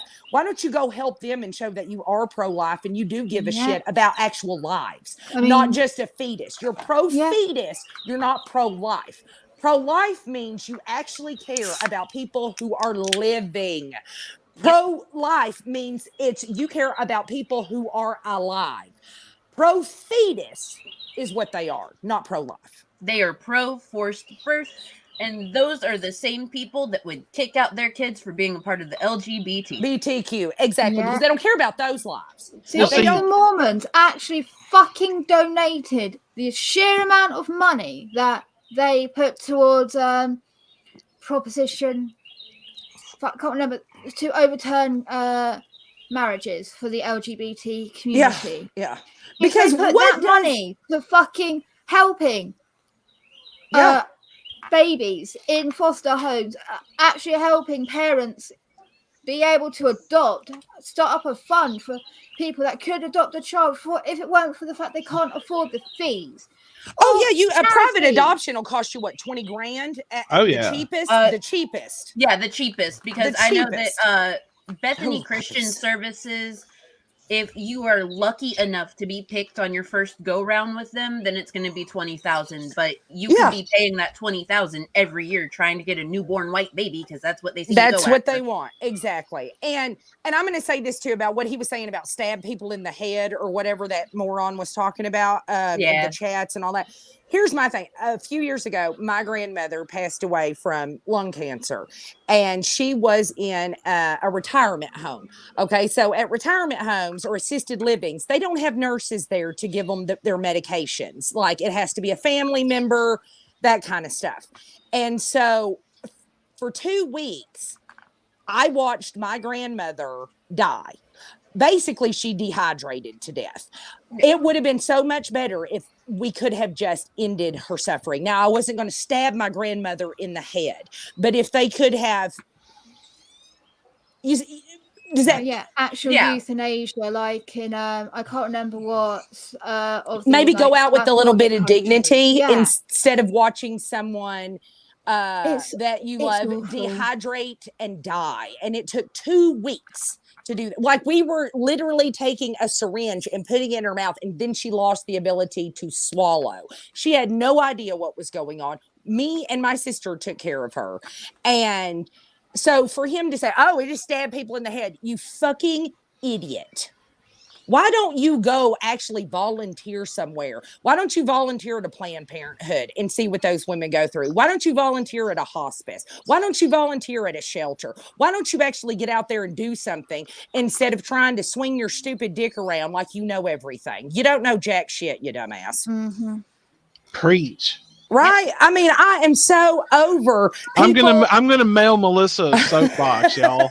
I do get on it sometimes, most of the time. I'm scared. I'll leave it decorated for you and just be like, here's your soapbox. But I mean, like, that motherfucker ain't got a uterus. Obviously, he's never watched someone die that he cares about, or just a person in general. Right.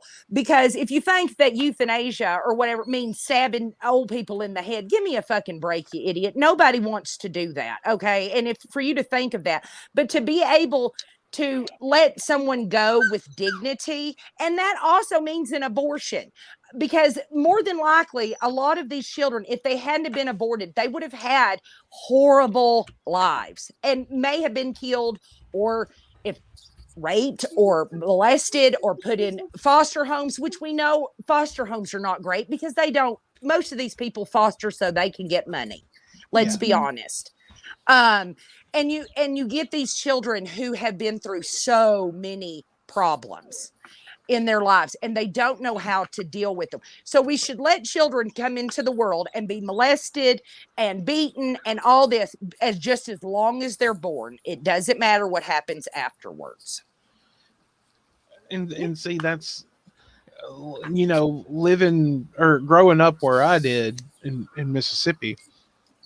I mean, you have the evangelicals every fucking where, and you hear it's always the same arguments. It's always the same thing. Every life is sacred and all this other kind of stuff. But only those who believe the same way they do is precious. Exactly. To you, every life is sacred to you. Don't you think like having an abortion is wrong? Don't have one. Then don't have one. I will definitely have a late-term abortion if I have to, right? Yeah. I will have, if I get pregnant again, I will have one.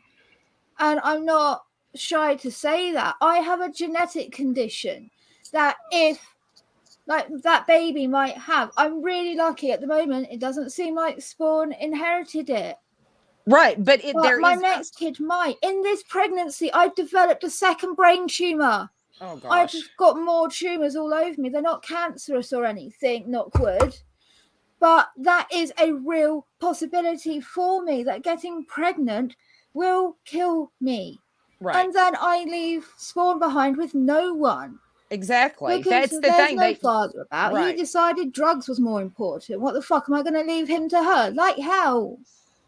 No, like. Well, I have lupus, and so all 4 of my children they have a very good possibility of developing an autoimmune disease.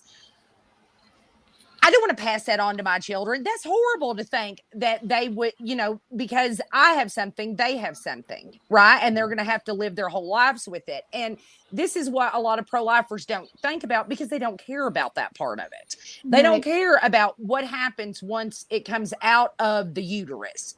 Only when it's in the uterus. Get out of women's uteruses. You don't fucking belong there.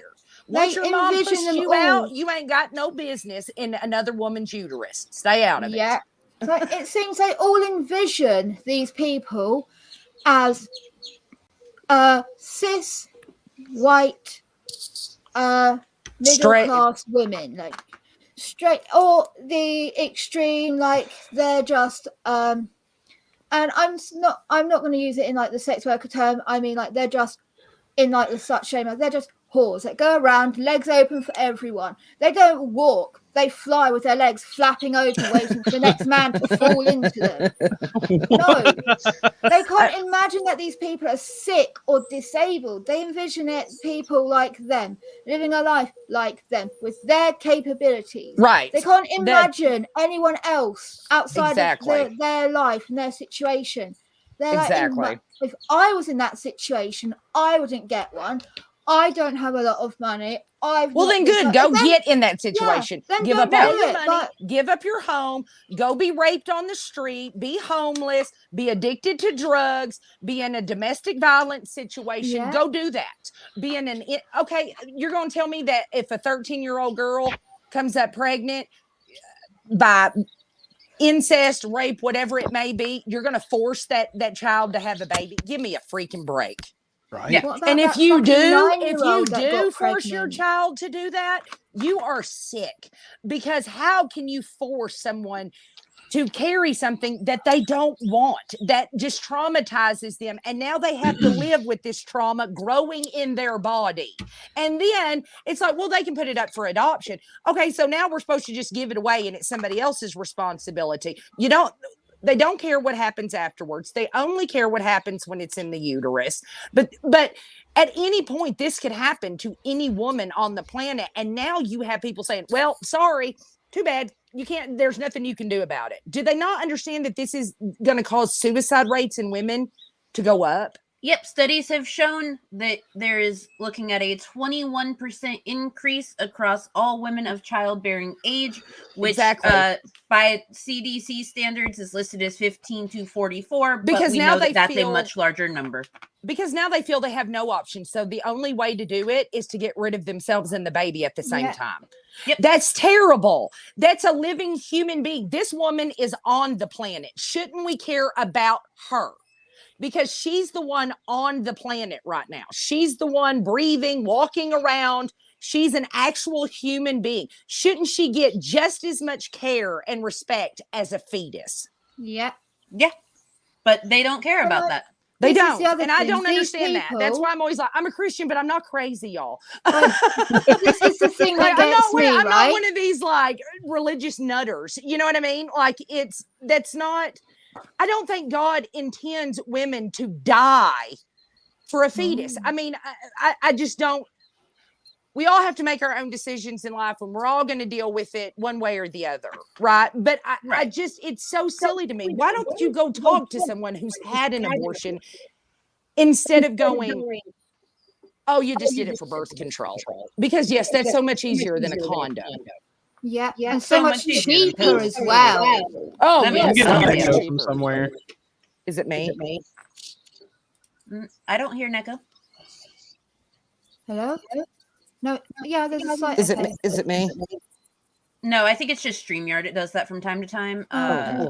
This is a big topic that I've wondered about, right? These people that are talking abortion should be illegal, abortion is murder. I don't see them picketing that laws be made that change. So if a woman is murdered and she is pregnant, they don't classify it as double homicide until a certain age of the fetus or weight. But before Bingo. that, it's just the murder of the mother alone. It's not double homicide, it's just singular. But if that's murder, then why aren't you stating that the murderer should be done for killing both of them? Right. That doesn't make any sense to me, Yes. because you should be actually, why aren't you going for that as well? Why aren't you doing, because that's two people that are killed that wanted to be alive. We preface that with the idea that the woman would generally want the baby to be alive. Yeah, really So- quick. Everybody yeet and then come back in, and then that should fix the echo. Okay. So sorry to interrupt Wait, you. I don't- but I'll move everyone into the background, and then I'll. I put don't us hear all it back in. now. Wait, you don't? I don't hear it now. Vila speak. Hello? Oh, well, it's gone It's now. better Never now. mind. Yeah, it's Okay. gone now. Okay, Well, no, yeah, never mind. I closed out like 3 different Oh, okay. tabs I had open, Ah. and then it fixed it. So yeah, Well, don't and, have too like, many tabs open. wasn't that the thing, like in the Lacey Peterson case, or a lot of these where the husbands kill the pregnant wives, like in the Shanann Watts case and all this, where depending on how pregnant they were, how far along they were, is whether they charged the husband with the murder of the child as well. Yes. Yeah. Like Shanann Watts was not that far along. Right. So I don't believe he was charged, with that. But Lacey Peterson was like 8 months pregnant or something. I mean, she was huge. And then he was charged with the murder of the fetus as well. Because it would have been viable outside of her body. Like if she gave birth that day or the day before she was murdered, the baby would have been a viable human being. And so if our laws are that way, where if the baby, because if they're born before 30 weeks, they usually don't make it, even with hospital intervention, because there's just no way to recreate a womb.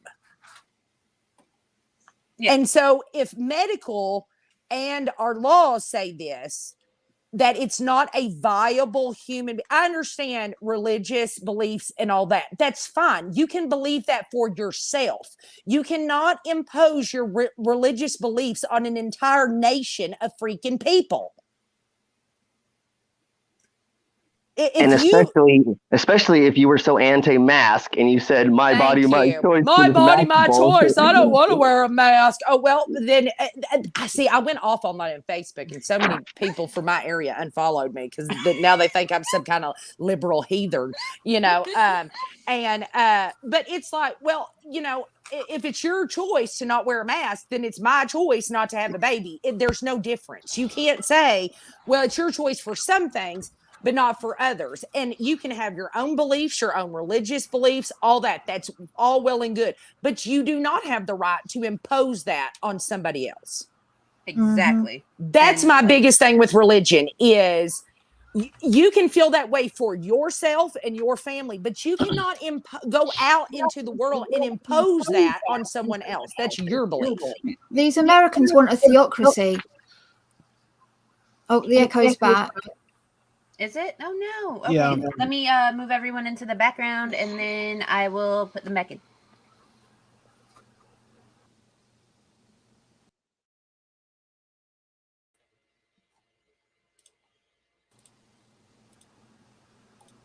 Okay. Is it there? StreamYard's is trying to censor us. Yeah, that's better. Yeah. They're trying to stop. They're trying to stop. And my thing is, I just don't understand why men feel, and I'm going to say this, and I don't mean any disrespect to the men. If you ain't got a uterus, I really don't give a flying fuck what your opinion is most of the time, because it doesn't affect you that way. You never have to make that decision. That's like, can't give my opinion about prostate cancer. I don't have one of those. I don't know about jock itch cream. That's man stuff. Okay. So to me, it's like, well, I'm not a man, so I don't know. I really don't have an opinion about that. It's a lot of white men that have this opinion about a woman's uterus. Because they want to control everybody's life, and especially a woman's, you know, they want to control their body and everything because they want it to go back to the olden days where they controlled everything. Oh, so yeah. they're trying to push that back. The thing that pisses me off of is in the Bible, it says that, you know, you need to like preach to people about blah, blah, blah. So it helps you get into heaven. And that's their thing, is they think that it's their job to, because when they go see that guy in the sky or that thing in the sky, they can go, look, I stopped abortion. Can't I get in? No. Well, that's right. And what you'll find in a lot of Christians is that they pick and choose. And that's a lot of denominations. They pick and choose, because if you'll go, the church I go to is non-denominational. And so there's a lot of denominations that are Christian that don't believe every word of the Bible. They take out stuff. Yeah, they cherry pick it, whatnot. Like some don't believe in talking in tongues and this and that and the other. Well, you either believe all of it or none of it. And I think too, and I know this is not a Christian discussion, but I wanted to say this too. When we got to the New Testament, and this is what a lot of Christians forget, all the Old Testament laws, we don't have to abide by anymore. And so when Jesus came, and this is what a lot of Christians miss, is that when Jesus came, he did not hang out with the pillars of society. He hung out with the downtrodden folks, prostitutes, tax collectors, as they, called them in the day, and stuff like that. And it's not, Jesus was a hippie. Basically. Yeah. And he sought out the downtrodden people. He sought out those that were down in life and that kind of thing.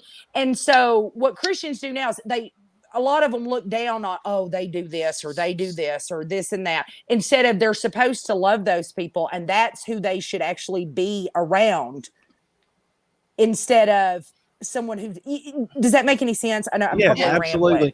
Absolutely. I mean, because that's what he said, right? Is, hang out with the humble yourself, keep yourself humble. Yourself. the meek shall Exactly. inherit Or the meek shall earth. inherit the earth. Right. What Which is it? What and what- and the cis white, males are what, you're not the meek, honey. I don't think you're not the ones that are going to inherit the earth. You may have had it for a little while. Your turn is over now. You fucked it all up, so we got to get somebody else to help out with that. well, what does it say? It says that you have more chance of getting a camel through the eye of a needle than a rich man getting into heaven. Exactly. So, Yeah. I So mean- good luck to you, Joel Osteen and Kenneth Copeland. You ain't getting there.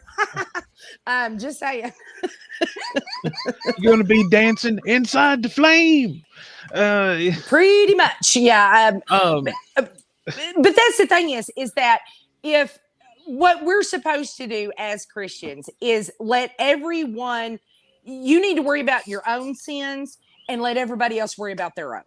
And that's what I try to do is I worry about, okay, am I going out and just being a complete bitch to everybody? Am I, you know what I mean? Like, and I have to worry about how I behave, not how everybody else behaves. And as long as they're not doing anything that affects my life, it's not really my business. right.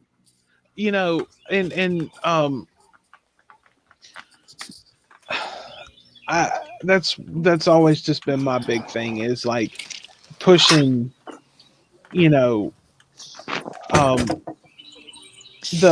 pushing your agenda. Like Right. people And just that's have what to they push do. an agenda, and Yes. and the way the evangelicals make everything sound, they make it sound like there are lines outside around the corner outside of abortion clinics, Mhm. like every day. Which is not true. And it's not true at it's all. And, I mean- and abortion clinics do more than just give abortions. Planned Parenthood and that do more than that. They actually help a lot of women, teenage, single women, homeless women, drug addicted women. They also help them through their pregnancies and get them the medical care that they need, because a lot of women and young girls that have STDs or cancers or anything like that, anything reproductive, they don't always have the insurance or the whatever to go to the damn hospital. So they have to go to these clinics.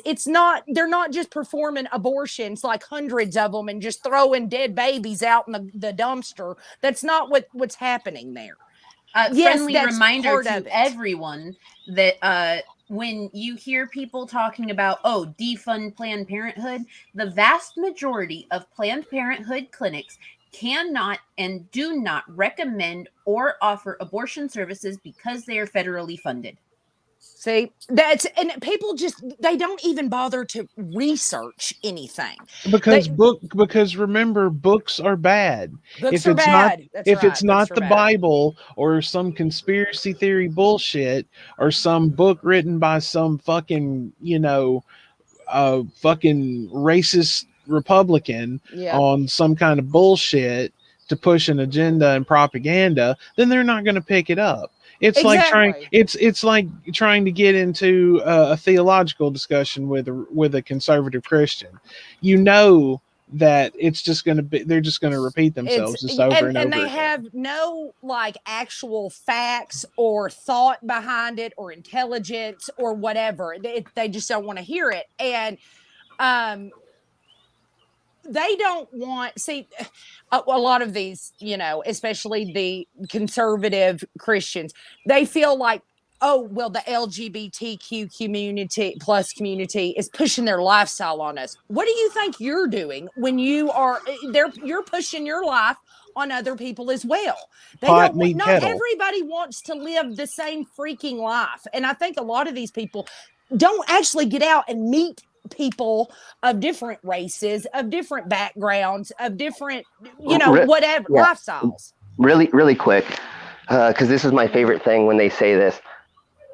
If you are not gay, you are not going to suck a dick and you're not going to eat a pussy. Or you may try it and you're going to go, oh, I don't like that. I like the other, you know what I'm saying? So you can't teach somebody to be a certain way. All that's happening is we're trying to get acceptance into society and be equal with everybody else. That's the only reason. All human beings deserve to be treated like a human being, and everyone deserves equal rights regardless of creed, color, religion, because you're a human being. It's like you're not going to be turned, right? Well, I live right by. It's all heterosexual couples that I live raise right by the gay capital people. of England, right next to it.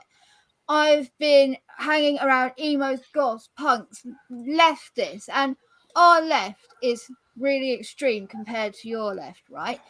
I am still very much a cis straight woman. Oh darn, my outfit isn't like causing you to convert? No, I'm sorry. You are the most beautiful mango. But still, well, I have to say, you and think I'm gay now. I don't hear people talk about gay rights and think, God damn it, I am just in the mood for some bush tucker. I'm straight as a board. I would love to be in the gay parades with someone. I have asked my children, can I march in? Let's go march in the gay parades. They're like, Mom, we're not gay. I'm like, I don't think you have to be. You don't have to be, as long as you're an ally, as long as you I'm doing it. I was like, I'm gonna start my own damn parade in my little town. Okay. Like, what's wrong with people having equal rights? What's wrong with just treating humans like human beings, regardless if they live the same lifestyle or not? It's not your fucking business. Get your own business. That's why I've always said, like, why can't, the world would be such a better place if we could all sit down, smoke a joint, and listen to Ramones records. I'll take Pink Floyd. Yeah, but still, I'm just saying, if we could all just like sit down and just, we're not all that different. We're really not that different. If we all, most people have the same kind of beliefs, as in you shouldn't like rob old ladies, right? Like we all know that's wrong, even though we all have different lifestyles. Like you shouldn't kick kittens or push old ladies down. We all have that same thing. And so I don't know, it's just ridiculous to me. I'm over people. That's why I hate when somebody says, oh, because you're a Satanist that you're immoral. Well, I know not to rape, steal, cheat, and lie, or at least I try my hardest not to do those things, right? So I do have my own morals. Just because it didn't come out of your book, I still live by societal laws. See, that's another thing they forget, is the societal laws that we all agree on, that like don't rape, murder, cheat, steal, don't do these certain things.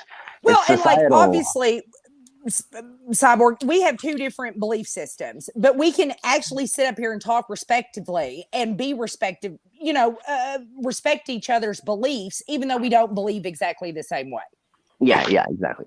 I respect you as a human being, and that's all I need to do. I don't have to understand anything about somebody's life. All you have to do is respect them as. Yeah, exactly. And actually, speaking of like the gay people, that's a great segue into the other topic that we were going to cover today, because apparently PragerU has an issue with Disney. And you see this chick on the screen, she started doing these things called the Unapologetic Live podcasts for PragerU. And I don't like her. She's dumb. She's stupid. Yeah. And we're going to talk about why they're stupid. I dislike her as well. Well, before we go in to end off that last thing with a giggle, I looked up Russian concussion on YouTube, right? Ooh. So I had a feeling they might be live streaming. I can't find their channel. Oh, imagine. But what I did find is it seemed like a very beautiful and funny drag queen has made a YouTube series, multiple seasons, and they are Russian concussion. Oh. So he named himself after a drag queen? Yes. I mean, it's actually Beautiful. a boxer, but there is a drag queen called Russian, and it's called Russian Concussion Well, there you go. under Mila Nokovich. Love it. Sounds like that sounds like Absolutely a love it. boxer's name. Yes, Yeah, I think it's the after a boxer Russian called the Russian Concussion. Concussion. Right. It'd just be like From the didn't he- 80s. Yeah. Right, no, it'd be like it sounds like they should have been in a Rocky movie or something. Yeah, Then that's he what I died. was thinking of. Rocky. Yeah, was that Rocky Balboa's opponent? Yeah, no, yeah, it'd just be like then he dies. He was so bothered about it, though. He's so bothered about something that affects him not at all. Yeah. It doesn't affect him. He doesn't have a uterus. He's never going to have to decide whether to go through with the pregnancy or abort it. He doesn't have to go through what the body changes that you have through a pregnancy. I've had 5 pregnancies and 4 births, and let me tell you, my body is not the same as it was before I had babies. I would bet he's never even had sex. Yeah. The echo's back. If he did, I bet it was only once. The echo came back. Oh no. Okay, hold on. Let me see. No, I don't hear it now. Okay. No, there No, I it is. can There it hear is. No. Yeah. All right. Let me take everyone out and put us back in again. Ooh. All right, taking it out and putting it back.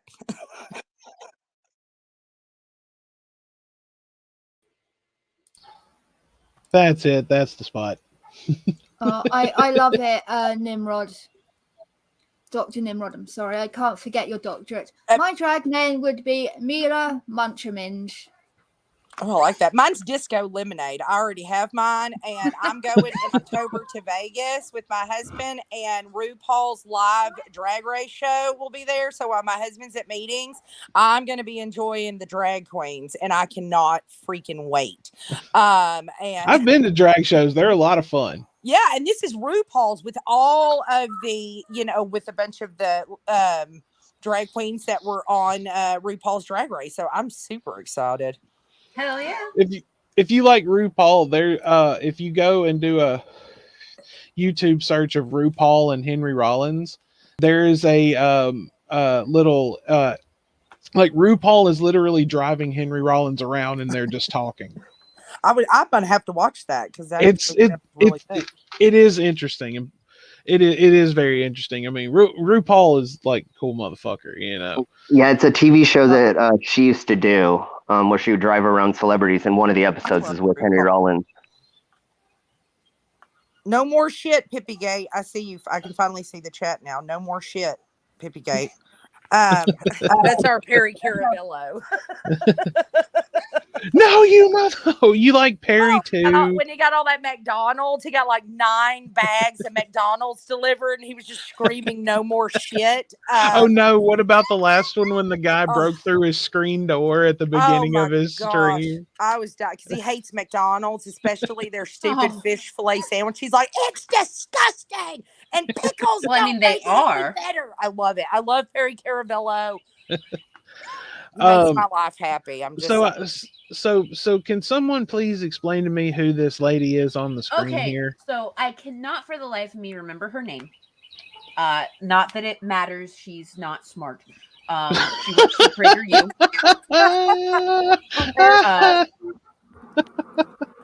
She is going to tell us why Disney is big bad for their apparent these gay people always agenda. hate Disney. Disney's wonderful. Go to Disneyland. It's amazing.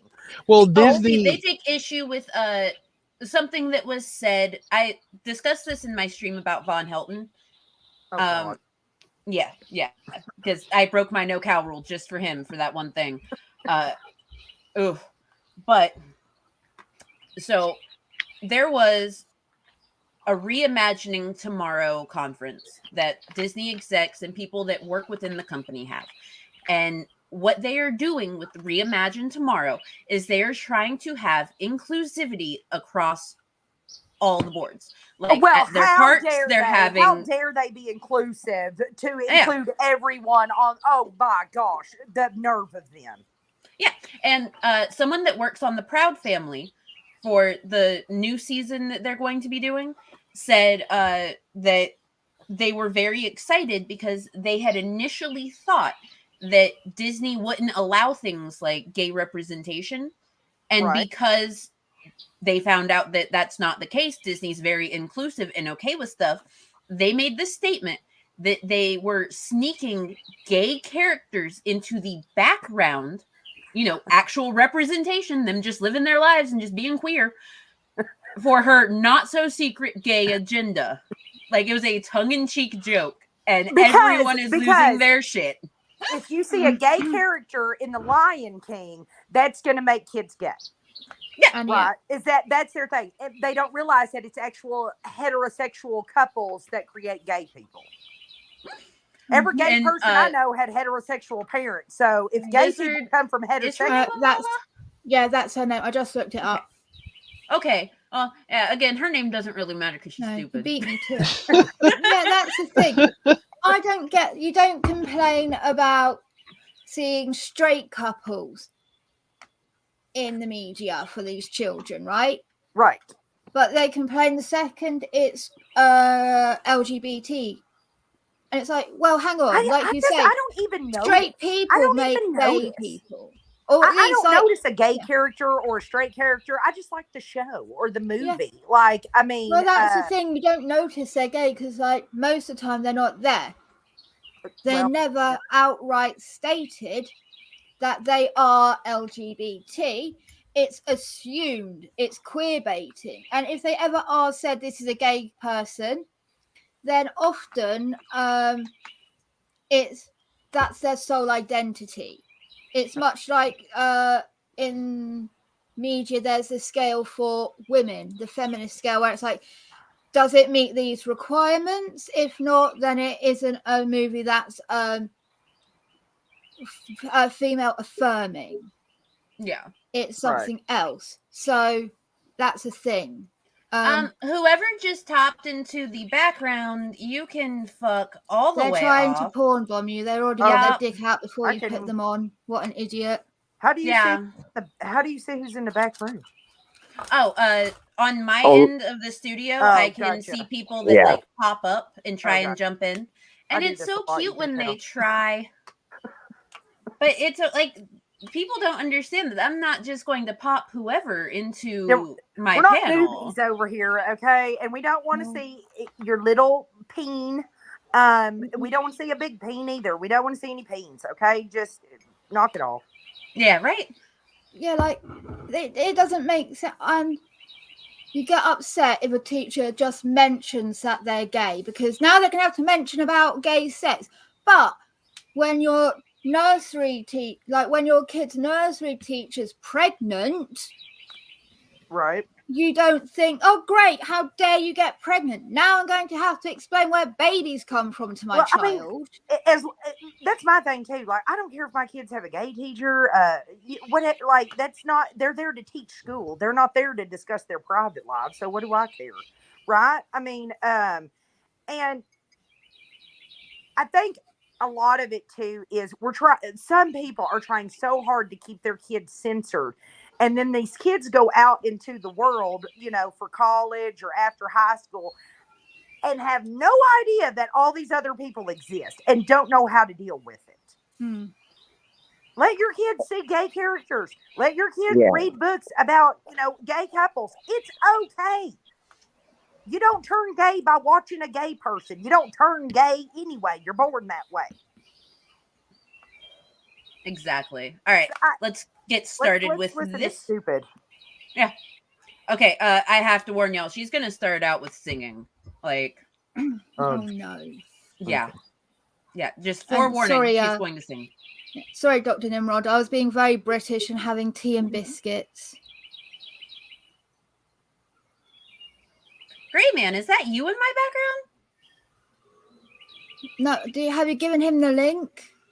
I mean, the link is in the side chat, so it's very easy No, to they're find. just taking someone else's name. Yeah, I don't know you, so no. Whole woke world, a new pronoun I never knew. We'll put it in their shows, they'll never know. Please just let us raise your kids for you. Disney. Oh, you can eat all the digs. Television Right? for your child near you. If you're letting Disney raise your kid and don't fucking have one, you should raise your kid, not How a about TV take them show. outside and play with them Disney's instead of just telling sitting them in us. front of Guys, TV, welcome you to asshole. Unapologetic Live with Amala. We're happy to be with you. It is Tuesday. Taylor's here as well. What's up, Taylor? What's up, guys? We're happy to be No, here. great Today man. we're I gonna was be talking asking about if you Disney. I were told you in the yesterday I wanted to do Don't a get Disney right show back. and talk about it. Of course, we rewrote Oh no, a where'd whole my new comments world go? because Why did it we're hide like out that? with that. What Really, the fuck just happened? Aladdin, if you ask me, is a culturally I done messed insensitive up, you guys. movie, and it should not be shown to kids. There it Like, goes. that's what Disney would tell you, and we're gonna find that later on in the show and talk about Disney, not just through the lens that we're seeing it now. A lot of people are having No, Gray Man, you didn't say anything. There's a person in my background that has the name Gray M. So I was trying to verify if that was you or if it's just some random, because I don't And they let just random so people onto my happened to channel. arrive after someone tried to porn bomb. Yeah, we're not stupid. Continuing. I said play. about Disney because of the LGBTQ plus agenda that they've now recently been exposed for by our Oh my homeboy Chris God. Rufo. And we're going to talk about that and the stuff that he sort of found in some of their executive meetings in their Reimagine Tomorrow. Because, you know, the present is not good enough. Tradition is not good enough. We need to be new. Now, of course, I'm going to come at this from hopefully a bird's eye perspective. I really want to identify. I doubt that. Is Disney indoctrinating children? Are they They are actively not. doing it now? No. Is it a plan for later? And No. before we get into sort of That's not how that everything works. we're going to talk about today, Should we let's break out our tinfoil caps? the sect of our Yes. society That goes back. Oh, God. Oh yeah, because about that things like race, fucking about feminism. like, okay, so it happens like every time someone jumps into the background on like Lizard's thing. So I'm guessing because he left my background, it did it again. So let me remove everyone and I'll pull everyone back in and we'll have a fun time. Okay.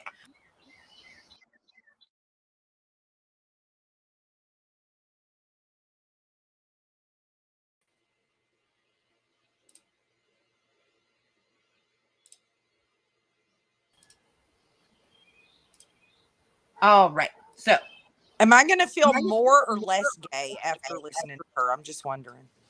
probably more gay, to be honest. I mean, I've never really felt gay, but I'm thinking she might steer me that direction with her, if that's her logic, right? Like, Yeah, of course. So she's going to steer me gay. Okay. By her own logic, yeah.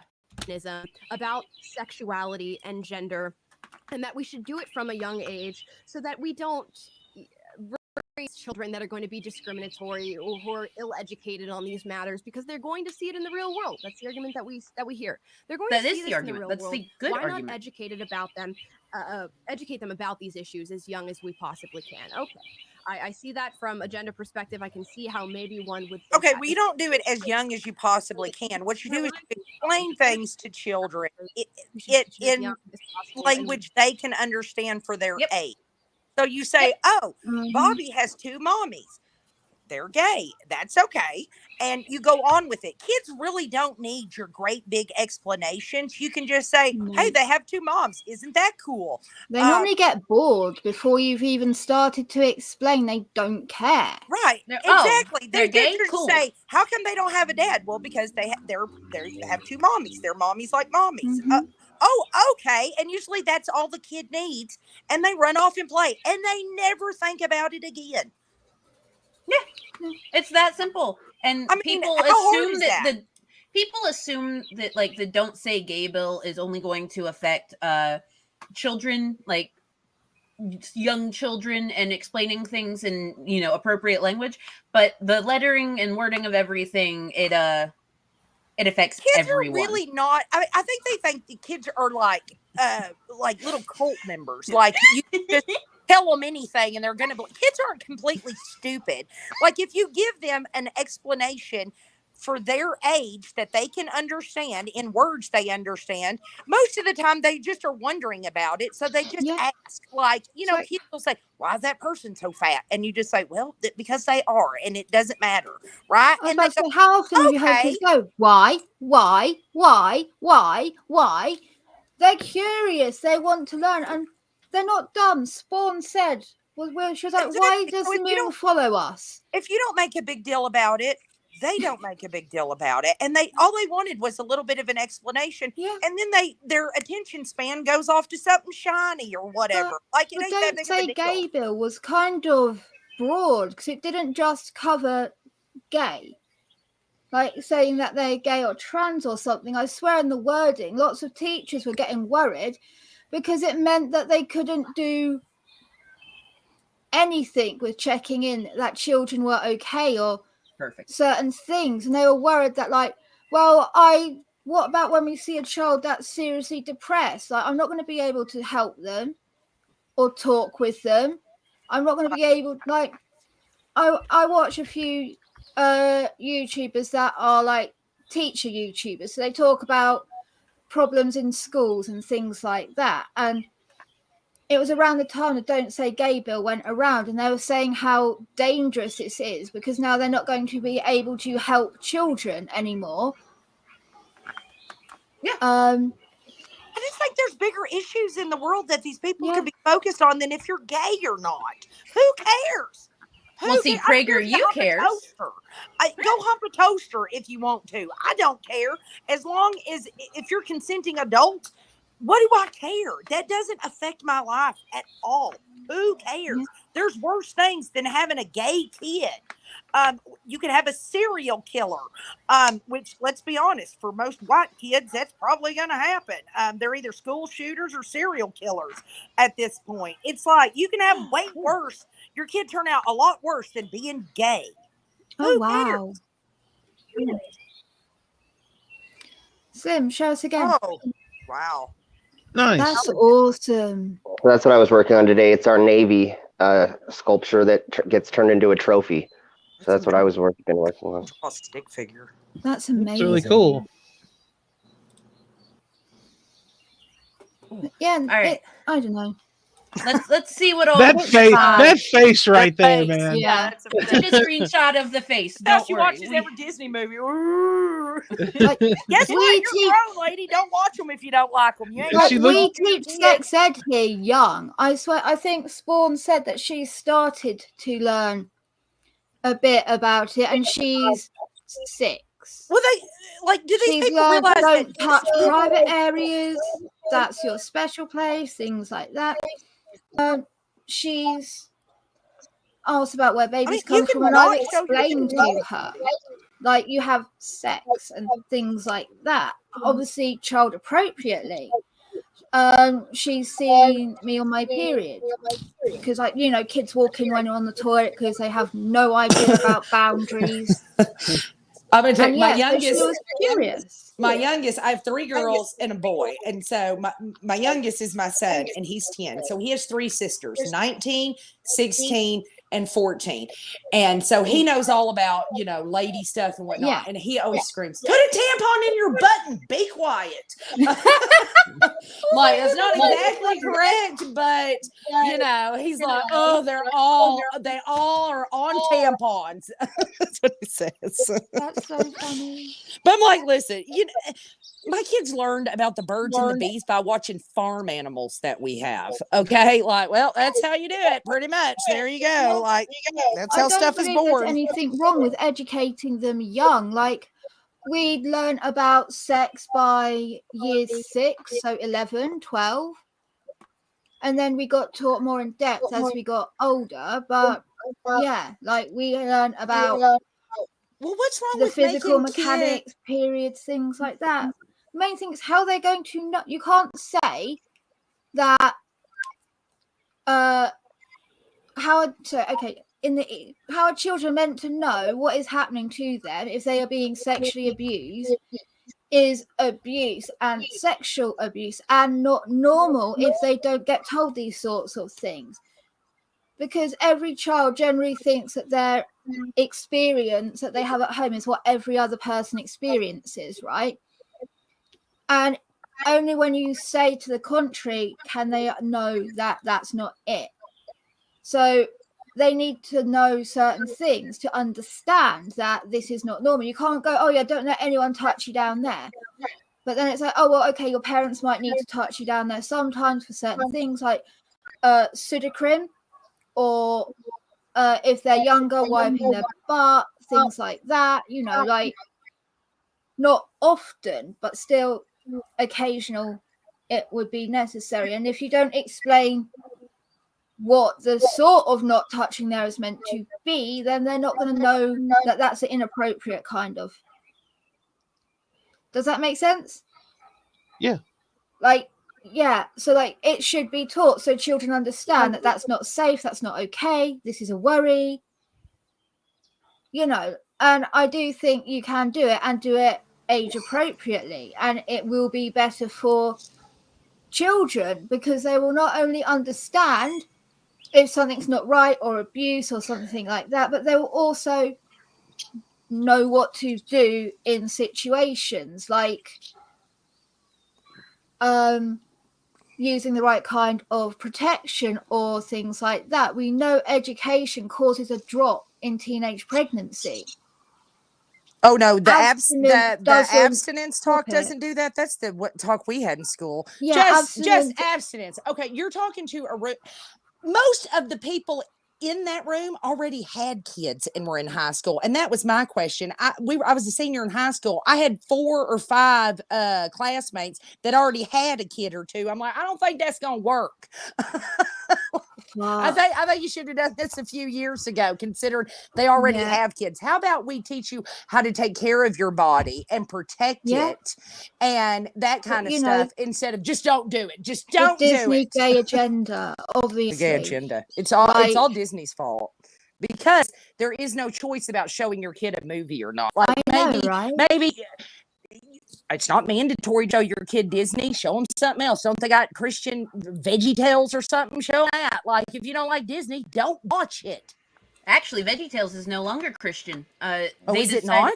No, they got bought out by a new company, and instead of sneaking in the Bible passages and stuff, Are we gonna have gay veggies? Because I'm there for it. I'm just saying. Well, right now, all they do is they teach about loving your neighbor and accepting and everything. And oh gosh, oh no, you cannot be accepting other trying to undo the damage that the religious stuff did to them. Yeah, basically. All right, VeggieTales are deconverters now. Okay, I'm going to be converted to gay. I'm super excited about it. All right, let's see what this woman with this fabulous face has to tell us. Ooh, that face! I'm so glad I took a screenshot of that. She looks like she was eating one of those old sour warheads.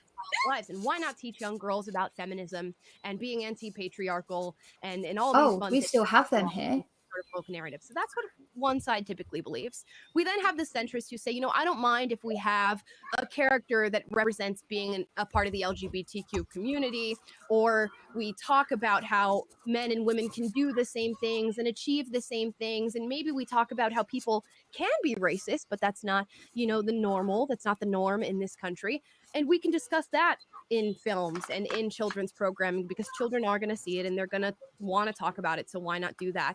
And then we have the perspective of people that say that's not something that's in the scope of these media companies. Entertainment companies should not worry about that. They should just focus on entertaining. Let parents teach values. I tend to be in that camp of things. I imagine Taylor tends to be in that camp as well. Yeah. And I imagine most of you watching the show. She's in that camp, but she's about to call out Disney. Of course, you'd be on the extreme side. She just condescended her own damn self. Is that yeah? She just said, let parents teach and let them entertain. But then you're going to tell us how Disney has a gay agenda. Bitch, pick a lane. She doesn't have a lane. She's part of PragerU. There is no lane. The only lane there is cash. Children's stories have always taught a moral.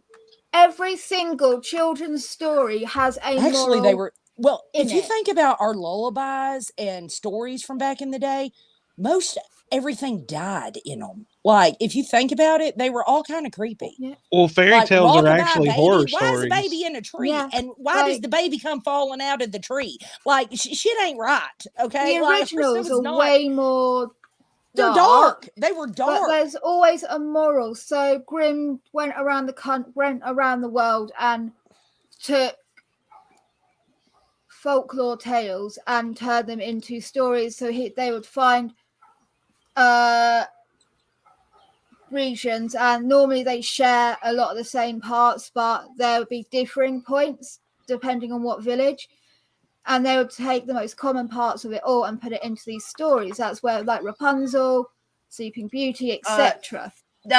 Lizard, Disney should not do that, because I don't think they should make programming where adult men rape underage people, because those Yeah. were in Right. those Yeah, old yeah, yeah, stories. that's- Let's not do that one. Because, like, No. literally, the original Sleeping Beauty, the king was already married to a woman, and he fell in love with the princess, and he raped her multiple times while she was asleep.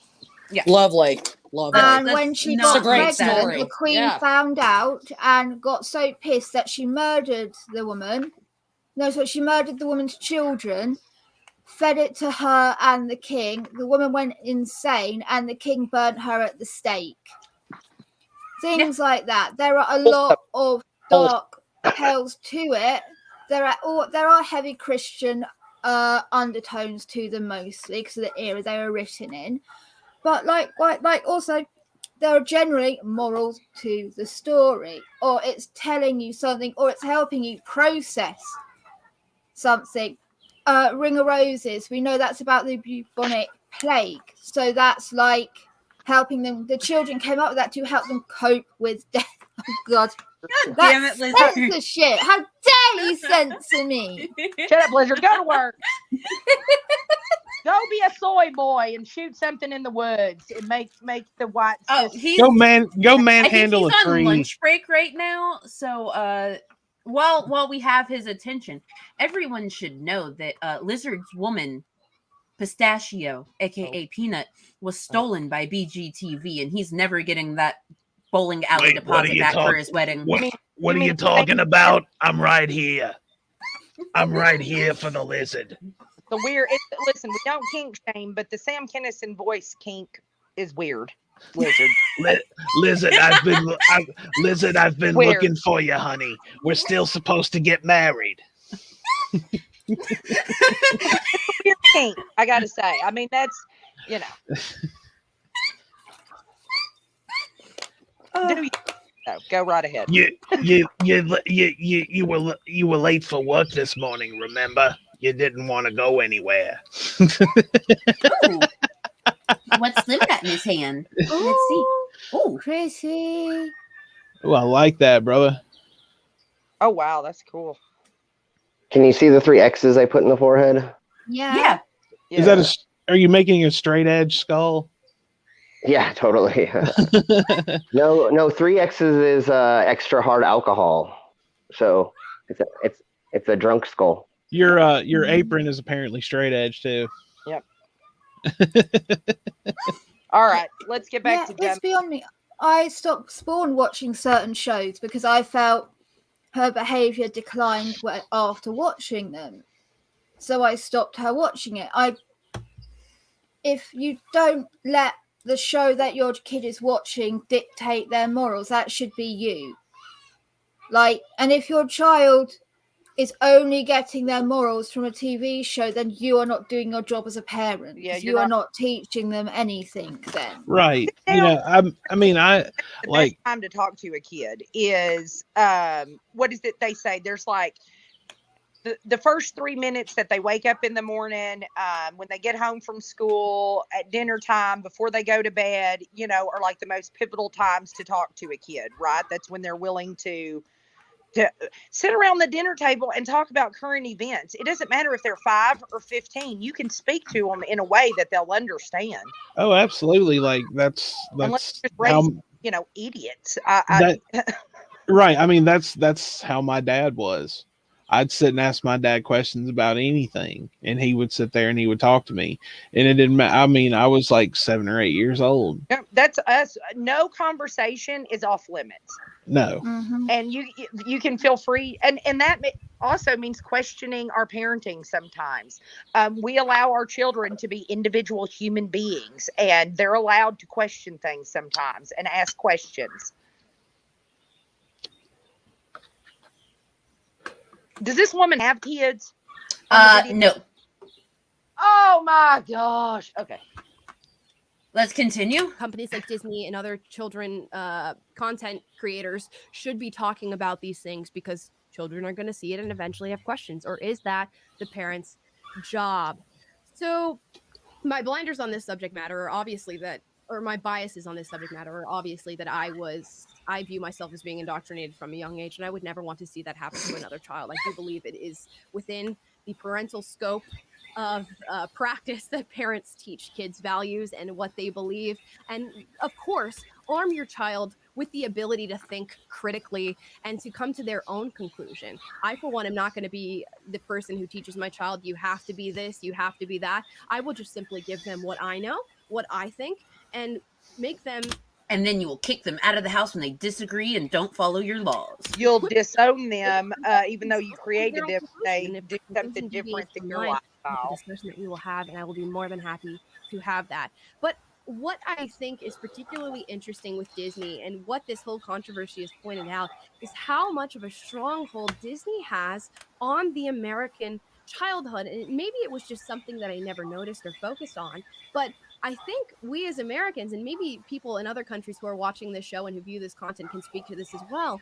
Disney is such a firm and foundational corporation to much of our childhoods, which is something I never thought I would be. No.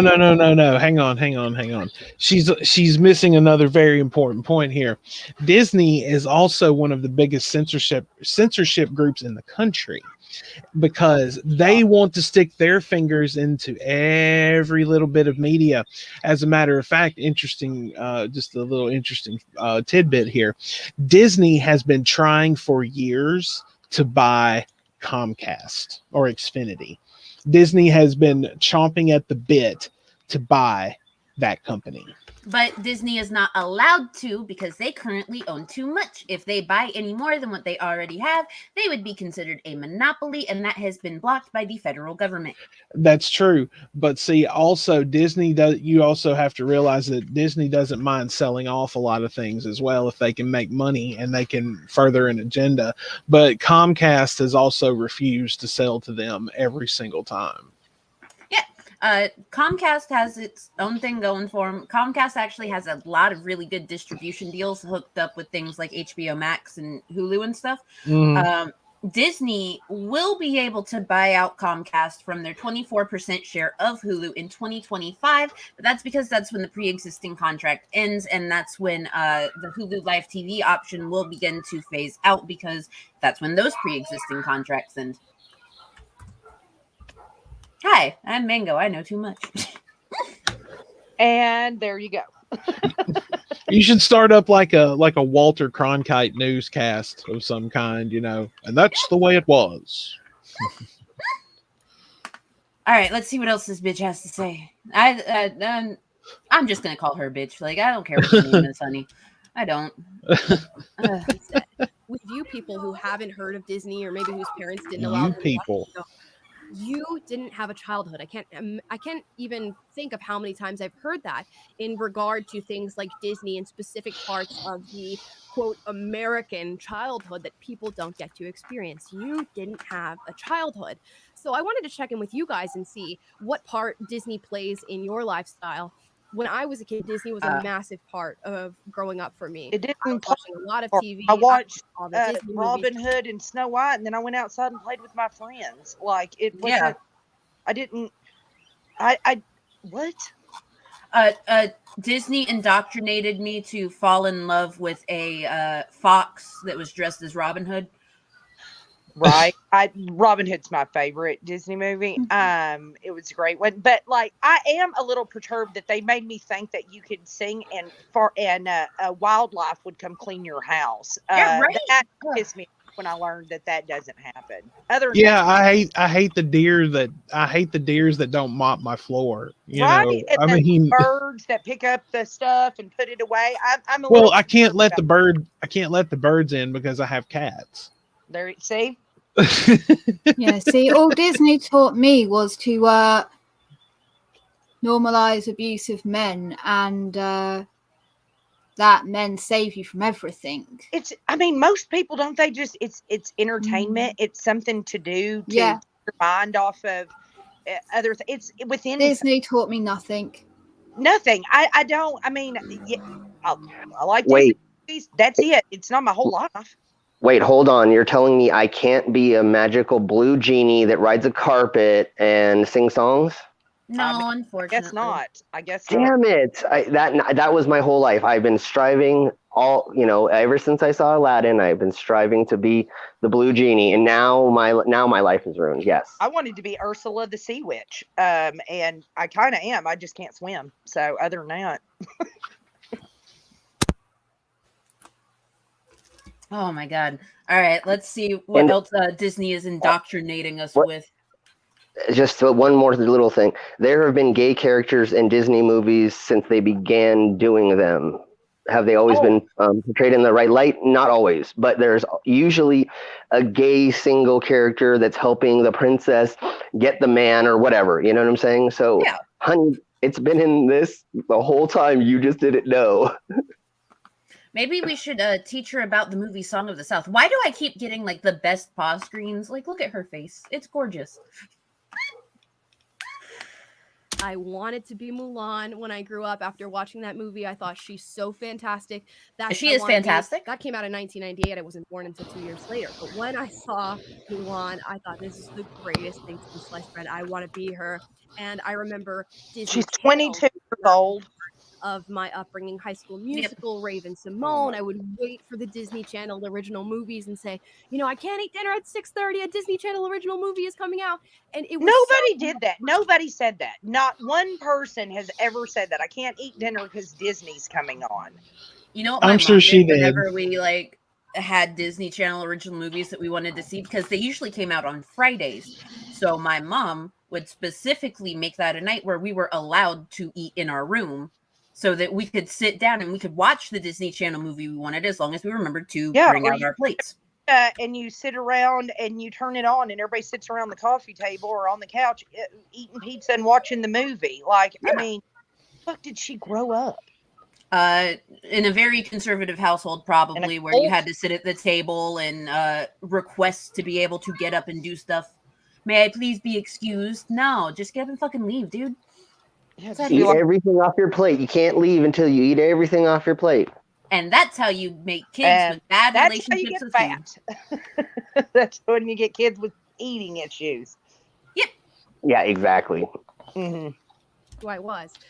Taylor, did you have that experience as a child? I mean, yeah, I was more of a 90s kid. So my childhood was when The Lion King and Aladdin and all the classics, even Mulan, came out. So yeah, everyone talking about them. I remember at McDonald's they'd have like little Happy Meals where you get the Disney toy with the Happy Meal, and all that's just it was just part of growing up. Yeah, my grandma, she wanted to spoil us really bad, so what she would do is she would go up to McDonald's and she would like buy the toys themselves so that we could have like all the toys in the collection without having to eat that many Happy Meals. I remember when they had the Beanie Baby thing and everybody was going crazy for those. That was I still have some of those in their package. I think I do too, somewhere. Who's this guy? The token white guy? Who's this guy? This is her lackey. All he has to do is sit there, smile, and agree. This is her Rev, basically. Her Rev. All right, gotcha. All right, I'm with you now. All right. In the Disney Channel original movies, Even Stevens was kind of my Even era. Stevens was such a good all show. That is I just love that like show. An integral part of childhood, and didn't really think much of it other than Disney's just part of life. It's part of being a kid in America. No, it's not part of life. It's a TV show. It's a movie, you idiot. It's not part of life. It was awesome. Yeah, it's a sort of like that. I think, therefore I am. Disney was just there, and that was it, and that was our childhood, and that's what we accepted because we're children. We don't have really a say in what corporations are a part of our childhood. Now, I pulled you guys, and we're putting polls in the chat down below on the Amala Epinobi channel. So if you're watching from PragerU right now, you can head over to the Amala Epinobi _unapologetic there we channel. go. It'll be in the I'll run description. right over Try there. to drop it in the chat, and we're pulling you guys on this as well because I want to see how big of a part Disney played in your childhood as well. So It I did it. Instagram at the Epinobi. Yeah, If you guys wanna no, follow me and contribute to the show as we do episodes like this. it was just there. Is Disney a big part Panel, of your I think me and childhood? Widow's son Yes, are just probably big the me. older But you of can get a the bunch. Yes, believe it or not, I'm 40. So. I'm 41, and so we didn't have cable until I was like 16. So, and you didn't want to be stuck in the house with your parents. That was awful. We were outside doing stuff. No, Like, actually, my dad made the mistake of, and I know he regretted it later. He got me a Nintendo when I was 8 years old, remember the and so I'm sure later in life he regretted the day that he did that. But the house. But I mean, for the most part, like our childhood was going outside, and your parents had no clue where you were. And guess what? They didn't care until dinner time where you were. Well, see, like, I'm almost 30, but like when I was growing up, we had cable in 2 rooms of the house. We had it in the dining room because it was connected to the kitchen and it was just easier. And then we had cable in one of the bedrooms, and it was my grandma and grandpa's bedroom up until they moved out and my sister and I took over that room. And the only time that I got to sit down and like watch TV was if I sat down with my grandparents and watched whatever they were watching, or if it was nighttime and I was in my own room, or because I was a latchkey kid, like after school while I was waiting for the parents to get home. Yeah, that was us. We got to watch it before our parents got home because as soon as my dad got home, he was watching Westerns. So, and he didn't give a shit what you wanted to watch. It was Westerns. So, her child seems weird to me because really, I was outside a lot. It seems weird. Like I was constantly out doing things, like playing in the backyard. I remember one time my sister, like we were playing baseball, and my sister just straight up smacked me in the head with a fucking metal bat. That was fun. Like, we were outside all the time. Like, where does she get this idea that, we were all just sitting around letting corporations seep into our brains? And first of all, you had to have cable, which, I mean, she's only 22. So, it's a little bit different than, 1980. Yeah. But it's like, lady, just because you watched a lot of Disney, apparently, because you didn't have nothing else going on or no friends or nothing, not everybody thinks of it that way. I mean, it's a movie. It's entertainment. It's something to do when you got nothing else to do. Yeah. It's a hobby. I really want to know what her childhood was like that she thinks now as a 22-year-old who still has not experienced jack shit. Lived a lot of life there in them 22 years, I'm guessing. Not even close. Nothing against 22-year-olds, but y'all don't know jack shit, okay?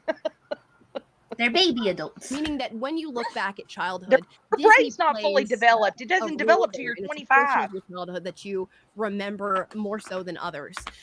And somehow I was trusted at 21 to give birth to and raise a child. Me too. All right.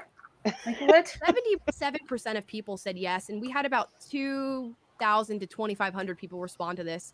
23% said no. So that's a vast majority of people who had Disney play a massive part in their childhood. You guys in the chat. It's not a massive part if you're just watching it on occasion. No. I mean, I think she's conflating a massive part with you have very strong memories of Disney movies or that must have been like all she had going on at home. Maybe that's it. Maybe because to me it's like, oh yeah, we watched that. I don't remember like sitting around just watching movies, like we were out doing stuff. And so, but I think that the problem here, she doesn't understand the definition of words. Massive, like there's a lot of words here that she doesn't understand the definition of. I think that might be part of it. If I'm right, she was raised by leftist parents, right? Yeah, she said at the very beginning that she was, quote, indoctrinated from a young age. So Yeah, she in was other words, by leftist or her conservative? family weren't conservative, That's my basically, family. and then she apparently was a militant leftist and just followed what people said to do. She never actually bothered to think herself, and so she is straw manning, I believe that's it, the right word for it, her experiences versus what she thinks all left people are like, Gotcha.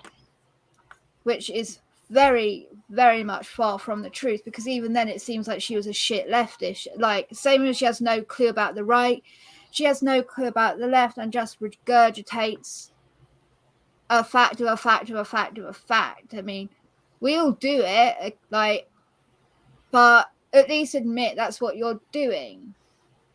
She hasn't even lived long enough to understand half the things she's talking about. Can we just agree with that? 22, you haven't lived that much of a life to understand the things that she's even trying to talk about.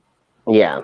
And she's saying, like, what, not 4 years ago, it said in the description of this video, 4 years ago she was fighting for her trans people at the school she was at to be able to use the bathroom of the gender that they assign themselves to. Now she's this. And now 4 years. So in 4 years, from 18 to 22, she decided that was. I can't with people. Yeah. Yep. This is why I like animals. Also, hey J Mag, today we are reviewing a PragerU unapologetic live podcast thing with this bitch that is about Disney. Don't know what she's talking about. Right now it sounds like she's dumb. So let's see how much dumber we can get. Are at 76%, 24% no. Think about that outside of what Disney is, because a lot of people will hear that and go, well, of course, it's a kids entertainment company. They talk about love and magic. It's a big part of people's childhood. But let's just put a blank there and say, was blank corporation a big part of your childhood? And to have 77% of people say yes is a really interesting thing, and you can interpret that as you will. The next question, I interpret it as you not understanding words. It also depends on who you're polling, and that kind of stuff. Like, do you have a wide variety of people that you're polling, or is it just a bunch of wackadoos? Well, you're right in that. Like, have you got a wide enough group of racial, economical, and like different age groups? Yeah, like, I mean, because poorer people aren't going to go to the cinema every time a new Disney movie comes out or go to Disneyland. But you may have a middle class to rich family that went to Disney every year for a holiday, or they have fond memories of every time a Disney movie came out. Them and their family would go, and they'd go to a restaurant and have a meal, and then go to the cinema and watch the new Disney movie. And that's why it is. It's not talking like the movie itself had such a strong impact on my life as a child. It's the ritual around the movie, what happened, or going on holiday or whatever, everything around it as well is what affects you. You remember going to the cinema. For me, I remember going to the cinema to watch Mulan. And like, my dad, piece of shit, but he took us, and I remember that. And I remember because it was like Mulan, the Huns, the faces it's the first CGI where there's like individual faces on all those people. It was a big deal, and I remember that, like, because there was so much around it. It's not just because of the movie Mulan and it saying that I could be a warrior if I want to. I remember all the other parts of it, and I think that's more what they're on about than just the movie, right? Yeah. And it's in the wording, because I bet when you just poll and say, did it have a big impact on your life? Yes or no? Why? Why did it have an impact on you? Dr. What do you remember? Why did it be a big part of your childhood? You know, like, she's making it seem like it shaped her entire life or what. Bitch, you watched the movie. Calm down. All right. Like it was a movie. Move on. If you don't like gay characters in movies, don't watch movies with gay characters. Problem solved. Yeah. And that I asked was, would you be surprised to meet somebody who hasn't seen Disney content? 81% of people said yes. 19% of people said no. Imagine that again, through looking at it as a corporation. 81% of people would be surprised or shocked to hear from somebody that has not seen Disney content. And that's where that phrase, well, you didn't have a childhood, comes from. And that would have been something that I would have said to somebody as well back in the day. Now that I have a perspective, I'm like, okay, that's a little weird, but I've never heard that. You didn't have a childhood if you didn't watch Disney. What are you talking about? Who said that? Who cares? Do you think grown-ups walk up to other grown people and go, did you ever watch Disney when you were a kid? Well, you didn't have a childhood. We don't fucking care. People say that so jokingly, like, oh, wait, you didn't watch the Disney Channel when you were a kid? What what childhood did you have? You didn't have a childhood. They're not meaning it literally. They're meaning you missed out on this aspect of a childhood. Not you had no childhood. Like, boom, you popped out and were grown up. I don't see. I've never met an adult that has ever asked me, "Hey, did you watch a lot of Disney as a kid?" Why do you need to know that part of my life? I normally see it in comments on YouTube or things like that, where someone's mentioned, oh yeah, because like, for instance, oh yeah, because I was a Mormon, I didn't get to watch this movie because it was about like, oh yeah, because I was Jehovah's Witness, I didn't get to watch The Grinch because it's a Christmas movie. Oh my God, did you even have a childhood? Like, you didn't get a childhood. Things like that. They're not, it's more in those contexts, not the way she's framing it, again, she's framing it in an arse backwards way. They raised our taxes again, or damn, it still ain't rained. Like, that's what grown people talk about. They don't say about Disney movies.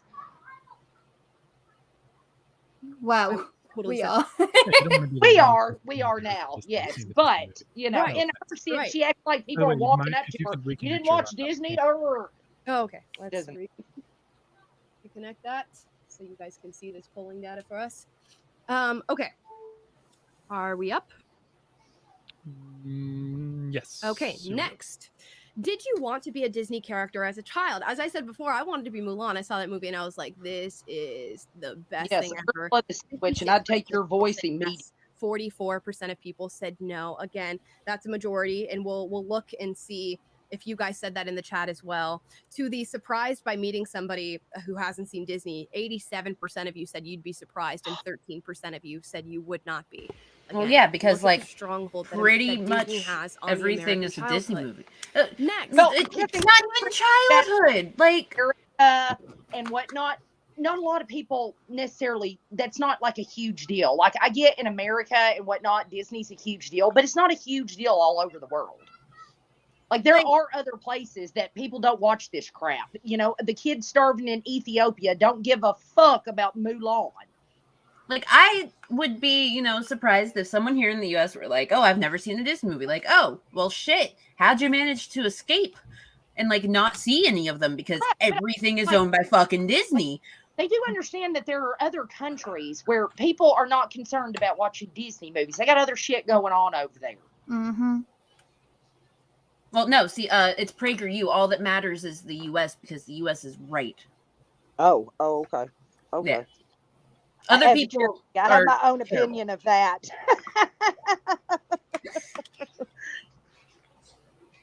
This is something that I learned today, but seemingly something that you guys all knew. Did you know that Disney owns other entertainment companies? Yes. Now, this includes Lucasfilms, which is popularized the Star Wars franchise. Yes, because you can watch Star Wars on Disney Plus. Therefore, they fucking own it, you idiot. Yeah, it's pretty Marvel easy. Universe. 87% of you. And now they own DreamWorks, I believe. Yep, and Pixar.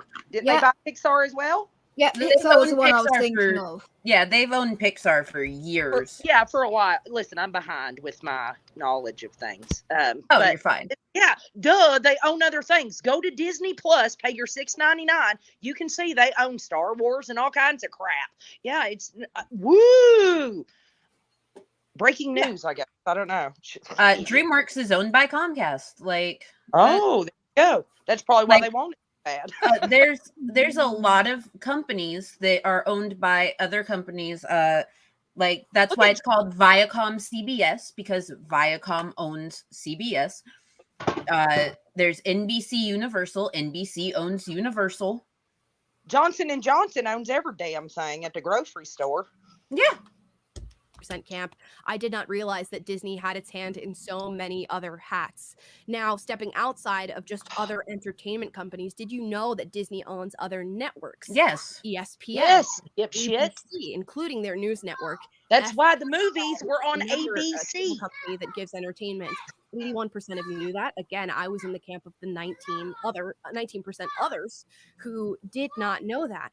So not only does Disney play a hand in carving out entertainment for, but see, what she doesn't seem to realize, and I'm going to explain this for everyone here, just because Disney owns it does not mean that they have as much of a say in what you think they do. Lucasfilms has all of their own contracting stuff. They do all of their own shit. Disney provides a platform. Marvel, all of the stuff that they are allowed to do and not allowed to do is listed out in the estate of Stan Lee. They have to follow it. Disney provides a platform. They provide distribution. When it comes to FX, Disney does not have a say in what FX Network does. They just distribute. But that would It's a require very simple concept. her actually researching something before she spoke about it. I've never seen this woman before in my life. She seems like a dipshit. Right out the gate. Like, if you're going to talk about something, research it. Yeah, because she's saying that Disney has I this didn't even plan. know that. Well, then why are we listening to you about a subject that you don't even know about? It's just your opinion. Then say that. Yeah, she was like, "Oh, I don't know how." Didn't realize that Disney had a hand. Disney does not have a hand in it. Disney provides distribution. Well, she's also 22, so her brain will be done growing in about 3 years. We'll come back to her.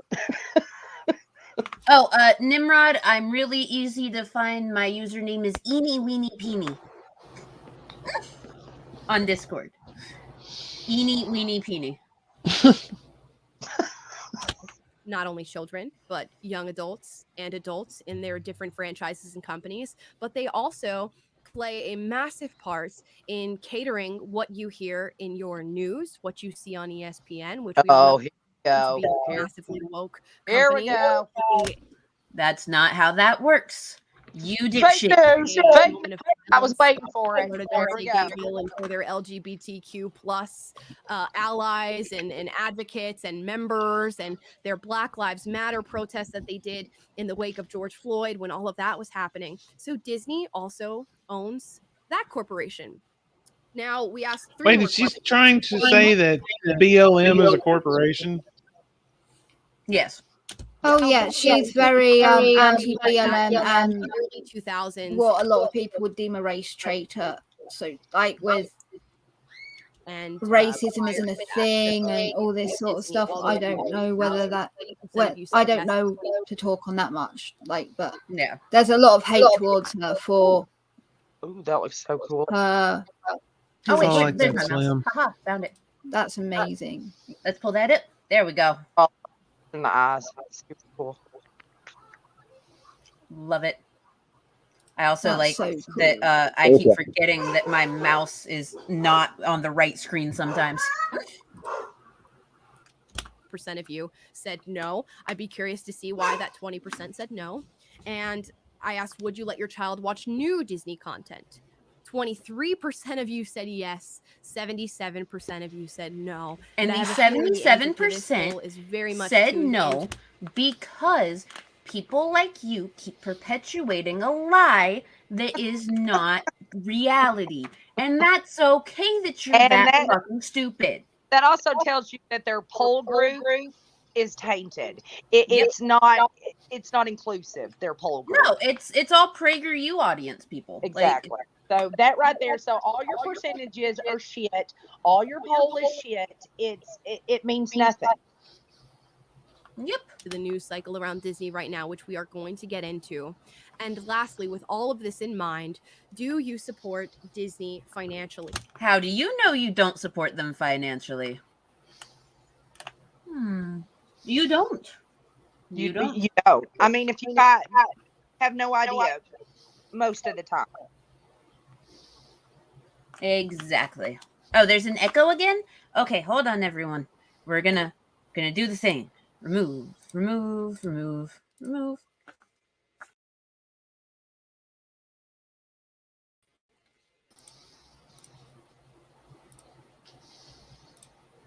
Everyone here? Is there an echo? I'm here. I'm going to say this. I'm never going to stop watching Star Wars or Marvel. So if that means that I'm giving my money to Disney, they can have it. Okay. Because I'm never going to stop watching Star Wars, and I'm never going to stop watching superhero movies. So there you go. Yeah. It's that simple. Whether by buying a Disney Plus subscription, buying Disney products, attending any of the Disney theme parks, going on Disney cruises, 36% of you said yes, and 64% of you said no. And again, I'll be interested to see how much of that 64% has really changed and grown in the wake of the news that is coming out about Disney right now. Well, then why don't it's not Disney news. owns a lot of companies, a lot of other corporations, and a lot of media outlets. You guys can look this up if you want to. It's on TitleMax.com. Here's this image. The companies Disney owns. Now, over here in this loop of the Mickey Mouse hair and hats, you see Marvel Studios. That's so an ear. Mickey Mouse doesn't have hair, you idiot. That's his ears. Good God Almighty. If we move over to here, you can see Fox Entertainment Group. Disney owns Fox Entertainment Group. Technically, they do not own Fox Entertainment Group. What they own is 20th Century Studios and 20th Century Animation. That is not the same as Fox Entertainment Group, seeing as how Fox itself still owns Fox News and Fox Sports. I was going to say, thank you, you dumb bitch. Fox News. Watch out. They're going to sneak gay people on Fox News. They own FX. They own Fox Sports. They own this group called the They do not own Fox Sports. That image is wrong. Demel Shine Group, which is actually international from the US. I believe it operates in the UK and maybe the Netherlands as well. They also own National Geographic and Hulu. These are all massive companies that now fall under the umbrella of Disney and what their corporation believes and what they feel like is conducive to a good society, or what people should be taught and what people should be talking about. Lastly here, Disney owns all of the Walt Disney groups. Of course, that includes the cruise lines, the hotels, the theme parks, Disney Television. They own ESPN. They own a lot of direct-to-consumer content lines, both here in the United States and internationally. And they also own the History Channel. That should sound very concerning, and I think it will become more concerning as we... There is nothing to be concerned about because History Channel is its own thing, and Disney simply provides distribution. Exactly. And I mean, if you don't like the History Channel or what they're showing, don't watch it. I don't understand. You don't have to watch anything. And yes, Lizard, you are absolutely right. Blame fucking capitalism. But see, she's not going to because that's she's a dumb bitch. Value. Capitalism is a conservative value, so you can't go against that. I have got to be careful with lifting my arms, you guys. Like, I don't want to pop out. Anyway, let's keep going.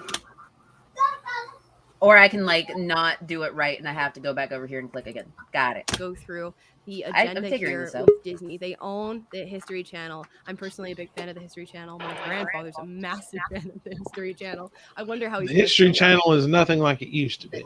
No, it's not. Why are we talking about Disney as a company today? Well, Florida put out what they call Don't Say Gay bill. Of course, that's not the name of the bill. It's the Parental Rights and Education bill. And the left has gone crazy over it, saying How dare you not teach young children about sexual?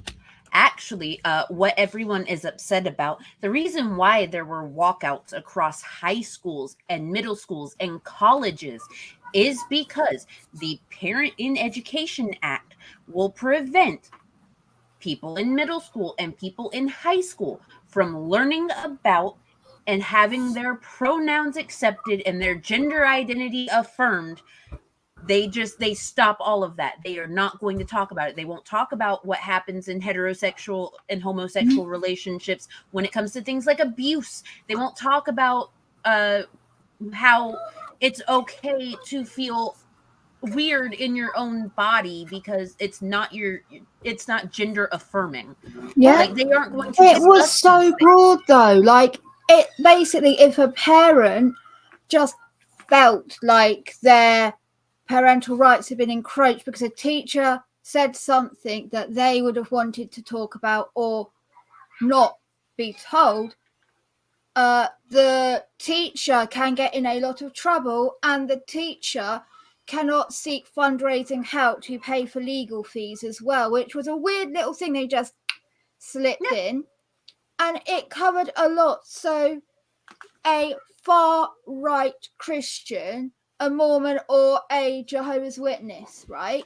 Yeah. Could say, sue a teacher because a teacher mentioned, like, say something accurate about history.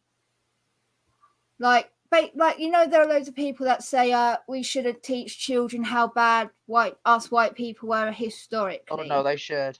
Like, a Learn it. parent could say, College. I feel violated by my child being taught that. I'm suing. Like, it was so broad that a lot of teachers felt unsafe teaching anymore because a parent could sue them for anything just because they felt like a teacher could inadvertently drop in that their sister has a girlfriend, right? And then that teacher can get in trouble. Here's my what do they think is going to happen when these kids get out of high school? What do they think is going to happen? They're all going to live in a bubble, that they're never going to encounter gay people or black people or transgender people or no, they just expect because parents can be like, oh, hey, no, you can't say that at school. They expect the parents to do something at home, and the parents aren't going to, so everyone's going to be ignorant and say the wrong things at the wrong time, and they're going to get their life punched out. These kind of kids go out to college and they don't make it because they were never introduced to different kinds of people. And like the problem that they have, like with ADD kids and stuff, like they're made to sit down and you got to put them on medication so they'll sit down and they'll shut up in class. No, because we don't want to disrupt everybody else. How about teach your kids to deal with disruptions? How about teach your kids that people are different? How about just because a kid has blue hair and a mini skirt on don't mean you can't do your fucking schoolwork because you're too busy staring. Like, why those rules aren't dress code rules are not in place because they're afraid that young boys will look at young girls. They're in place to prevent teachers from looking at young girls, and that's fucked up. Really? Teachers are the ones that bring attention to when someone is breaking dress code. Right. Teachers It's male teachers. It's always male teachers because it's happened with my daughters. And I'm like, well, I mean, when they go to college, it is a completely different thing. Like, it's a free-for-all, right? And I wanted to prepare my kids. There are all different kinds of people on the planet. And if you think they're a distraction to you, you're the one being distracted. Okay? People do not have to conform just because you're easily distracted. Do you know how insane it is to have somebody walk up to me and say they've never seen a person with tattoos? Really? What? Yeah, it's very, very rare. Face tattoos more is what people say. But you know how many people get shocked that I'm like a being that exists in the zeitgeist? They're like, oh my God, you exist. And they want to like poke you and touch you. And you're like, you've been that sheltered? Right? Like, I'm a human being. I just happen to look this way. Like, I mean, people are... Teach your kids there's going to be distractions. There's going to be different people working with you that look different, act different, live different, and that's okay. I don't understand this wanting to, we can't talk about gay, and we can't and you can't have colored hair, and you can't have a tattoo, and you can't have this. And then they go out into the world and see all these people and have no idea what the hell to do. Yeah, and the other thing, the echo back. Fuck that echo, man. Okay, all right, let's do the thing. Remove.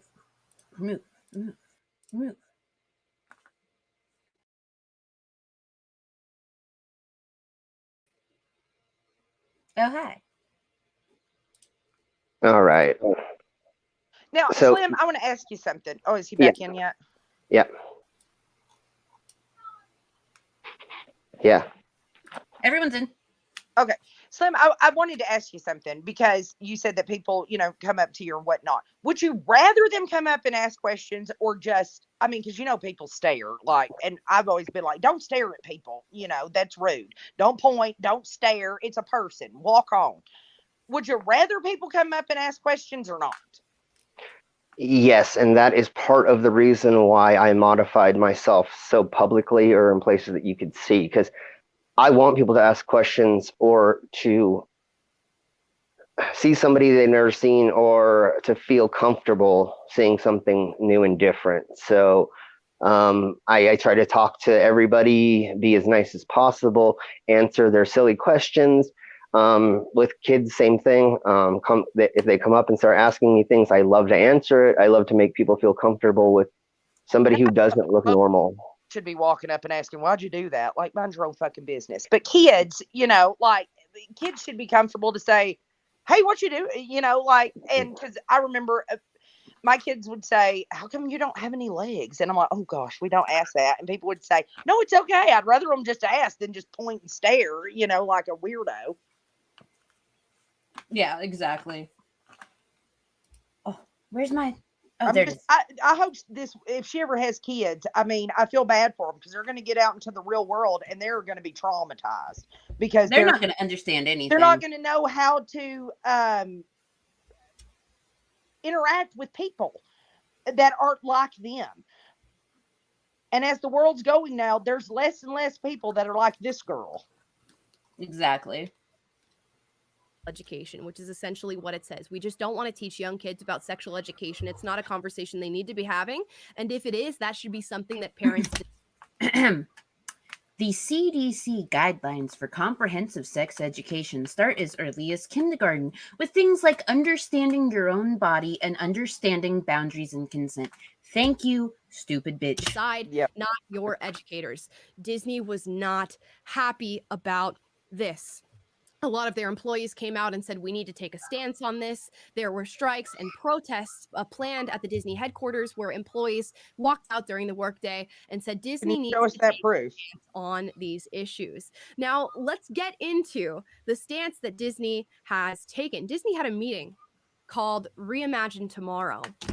It's not just a meeting. It's actually a corporate event that they do all across all aspects of the corporation to try and discuss how to make changes and be more inclusive. Because the ultimate goal by summer of this year is to have over 50% of content coming out through Disney include people from marginalized groups.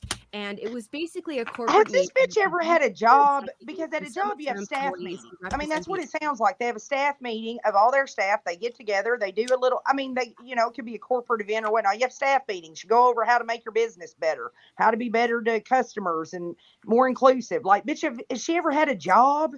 It's not that big deal. I think this is her first job. Yeah. Okay. LGBTQIA plus community coming together to talk about how we can have these discussions in Disney content, at the Disney headquarters, during company meetings, and how they can move forward as a corporation to promote LGBTQIA plus whatever. Bitch, it's LGBTQIA plus. You already said it right once. Why did you have to go and fuck it up this time? I think it's because you're a bitch. Secondly, she's being a bitch. Yeah. Yeah.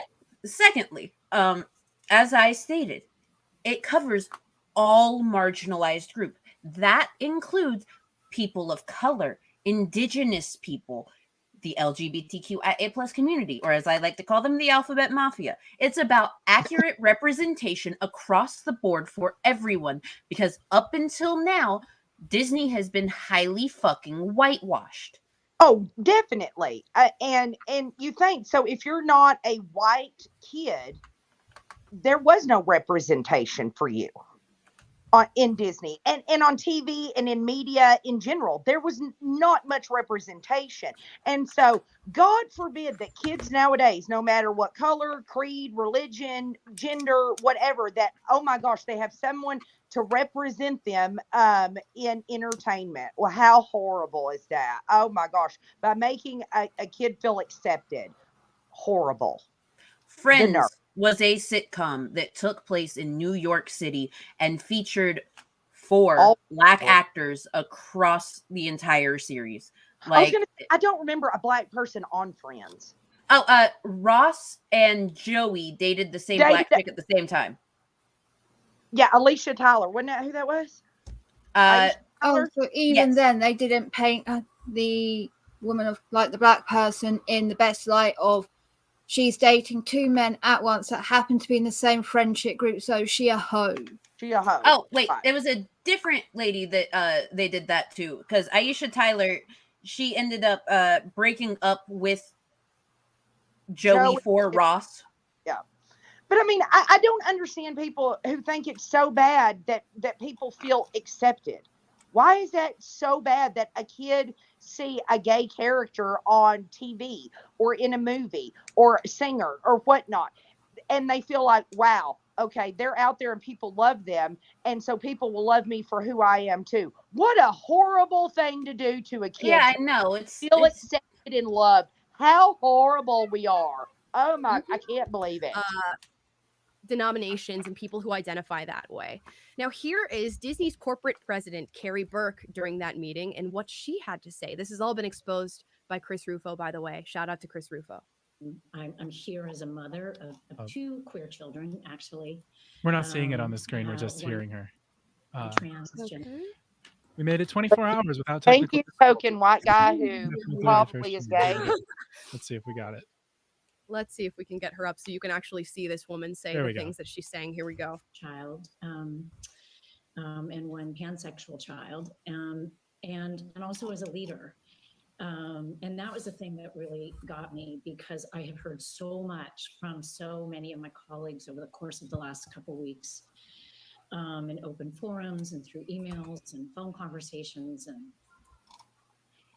And I feel a responsibility to speak, not just for myself, but for them, to all of us. We had an open forum last week at 20th where, again, the home of really incredible, groundbreaking LGBTQIA stories over the years, where one of our execs stood up and said, we only have a handful of queer leads in our content.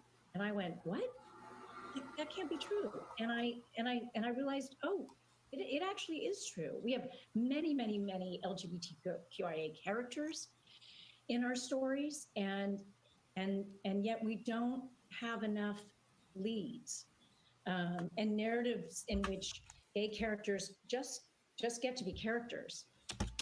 That's actually super fucking important, because in a lot of media, when someone from the LGBTQIA plus community is included, more often than not, they are used as a plot point. And that's not what queer people are.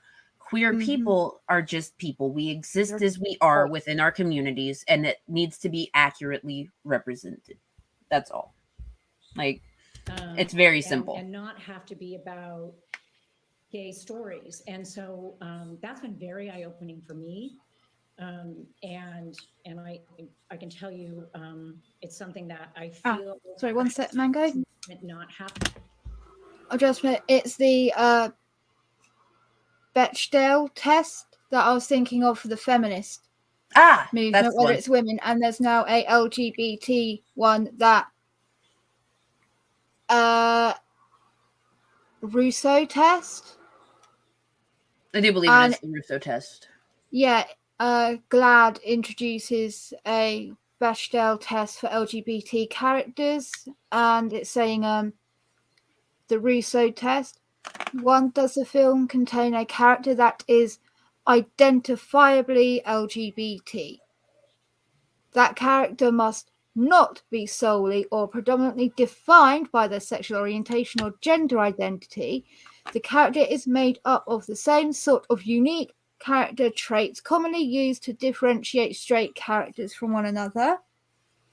The LGBT character must be tied into the plot in such a way that their removal would have a significant effect, meaning they are not there to simply provide colourful commentary, paint urban authenticity, or, perhaps most commonly, set up a punchline. The character should matter. Yep. They're not just your hairstylist or the florist. Is that Yeah. They're not there to be sassy or make bitchy comments or just be there and identifiably gay, not just say, well, they talk like the typical like queer guy, and it's like, oh my god, right? Yeah, but they never say he's gay. They never actually say, yes, I am homosexual. Stereotypical gay character. Yeah, because a lot of them do that. They do queer baiting, where they do a lot of things that imply the character is gay. So people that are within the LGBT community feel represented by them, or progressive people are like, yay, there's a queer character in the show. Yay, this is amazing. But they also are able to say, no, we never said he was gay. When right-wing people get pissed off saying you've got a gay character in here, we're not letting people watch it anymore, they can go, no, we never said he was gay. People assumed he was gay. So they get to play both sides, where, you know, like queer baiting is a big tactic in media nowadays, as well as like things like within the industry, like within consumerism, they do it with products being like gay pride, rainbow everywhere, or rainbow capitalism, where they're like, or it's like, or like greenwashing, where it's like organic, gluten free. Yeah, of course it's gluten free. By definition, the product is gluten free. It's not special. You've not done something special to it. Or, oh yes, organic material, when actually it's not as environmentally friendly as you think. Stuff like that. Yeah. I, as a leader, and me as my colleagues, would not have focused on, and going forward, I certainly will be more so. So going forward, we certainly will be more so, because a lot of people, they throw out the criticism, well, Disney isn't doing this right now. And we'll talk about whether or not Disney is doing this right now later in the show. But this goes to show you what the plans are for Disney. They're going to start to incorporate more LGBTQ whatever type of characters. You said it right the first time, you dumbass. Films. Now, it's okay. Why is that a good? problem? Disney will get more of my money. There you go. And this is something for me. I don't care if you have gay characters in a show or lesbian characters in a show. You seem to care a lot right now. You care a lot about transgender characters, especially with children's content. I do begin to have a problem. And there's gay kids. Do you not get that? They do not. No, care she doesn't. What you feel she doesn't get that there are gay children that are going through these issues.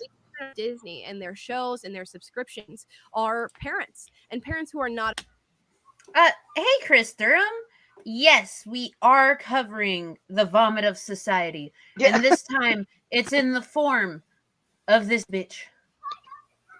Would they have the same problem with other things in that are not choices, like disability? Or I don't know, like to see some more disabled characters and some stuff. I mean, like that'd be great, you know, because plenty of disabled kids would love to see a disabled, you know, hero of the movie. Well, Disney does have a cartoon series out for children called Elena of Avalor. And it's set in Mexico. Yeah. And it's like one of the characters is wheelchair bound, right? Right. And she is the princess's little sister's best friend. Make her the princess. Well, no, they include her in everything, and she is a pivotal character. Mm-hmm. She is not defined by her disability. She Right. is extremely smart, and her disability isn't her identity, though they do touch on it that there are moments where you see she's not able to be a normal kid because of her disability, and they address it, and they address it kindly, and they find ways around it, and so that kids it's well done. Can see it and go, okay, look, there's someone like me on TV. Wow. And kids who then watch that and see disabled kids, they don't stare and all this kind of stuff. They get it. Like, I don't understand why these people have such a hard time that there are gay kids, there's disabled kids, there's transgendered kids. I mean, here in Texas, if your kid's transgendered, our dipshit for a governor has decided that that's child abuse. Trying to get your transgendered kid help or whatever they need, that's considered child abuse. You can report it and they can take your kid away in Texas now. I mean, would they feel the same way about having children on that are, say, like, again with the disability thing, so not children that are visibly disfigured or have something that would actually be quite shocking for young children to have to see? That young child's valid. They should still be able to go and live and have representation and everything. But yeah, like, so YouTube, there's a woman called Footless Joe. That's on YouTube, right? And she got removed for visually shocking and things, right? Because she shows her leg without the prosthetic on, and they said it was disturbing material. YouTube obviously walked back on it and apologized. They're now working on how that got flagged to be bad, but that should be represented because children are going to see it and it'll be a bit like, but they need to get normalized to it because that person has every right to be seen and but they're talking about something that everyone needs to hide who they are, how they live their life, because kids will see it and they'll have questions about it and might become accepting of people. So if you're disabled, if you're gay, if you're transgendered, just stay your ass in the house, I guess. Well, we all know, like, Christians' biggest fear are questions, because most of these conservative people can't answer, and children aren't dumb, and children aren't naturally bigoted, so they understand when you say certain things that doesn't feel right. But then they get indoctrinated in, they hear it often enough, and they're like, well, mummy wouldn't lie, daddy wouldn't lie, so they believe it. Sucks.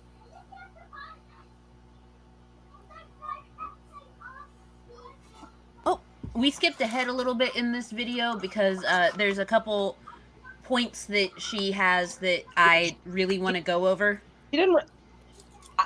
I'd like to hear a point of hers because I haven't heard one yet. Like, she hasn't made a valid point yet. She will never make a valid point. But the section that we skip forward to is she's talking about warning labels that Disney Plus has put on older Disney movies, and there's a reason that they did. And I want to hear what her dumb bitch opinions are. Oh, what, like Cruella de Vil, 101 Dalmatians should be an 18 because it involves smoking, technically. No, not at all. Oh, not stuff like that. That's not stuff that they do. What she's talking about is there are warning labels now, like, they've been removed from kids' profiles and are only available on the adult profiles with a warning in front of them. Movies like Peter Pan, where, the Redskins were a thing. Dumbo with all of the racisms. The racism. The racisms. what Disney did was they removed those specific movies that are like that from the children's profiles. They're only available on adult profiles, and there is a warning in front of them informing parents and their kids that these were a product of their time, and that, you know, this is not how the company views things today. They don't want kids to go around like doing racisms. You know, Dr. Seuss's family did kind of the same thing, and so did Roald Dahl's. They did the same thing because they were racist earlier, and if you look at some of their earlier writings, their books were racist. And the family has said, you know, that's not how we feel, and so we're taking those off the shelves because we don't want to perpetuate racism and whatnot.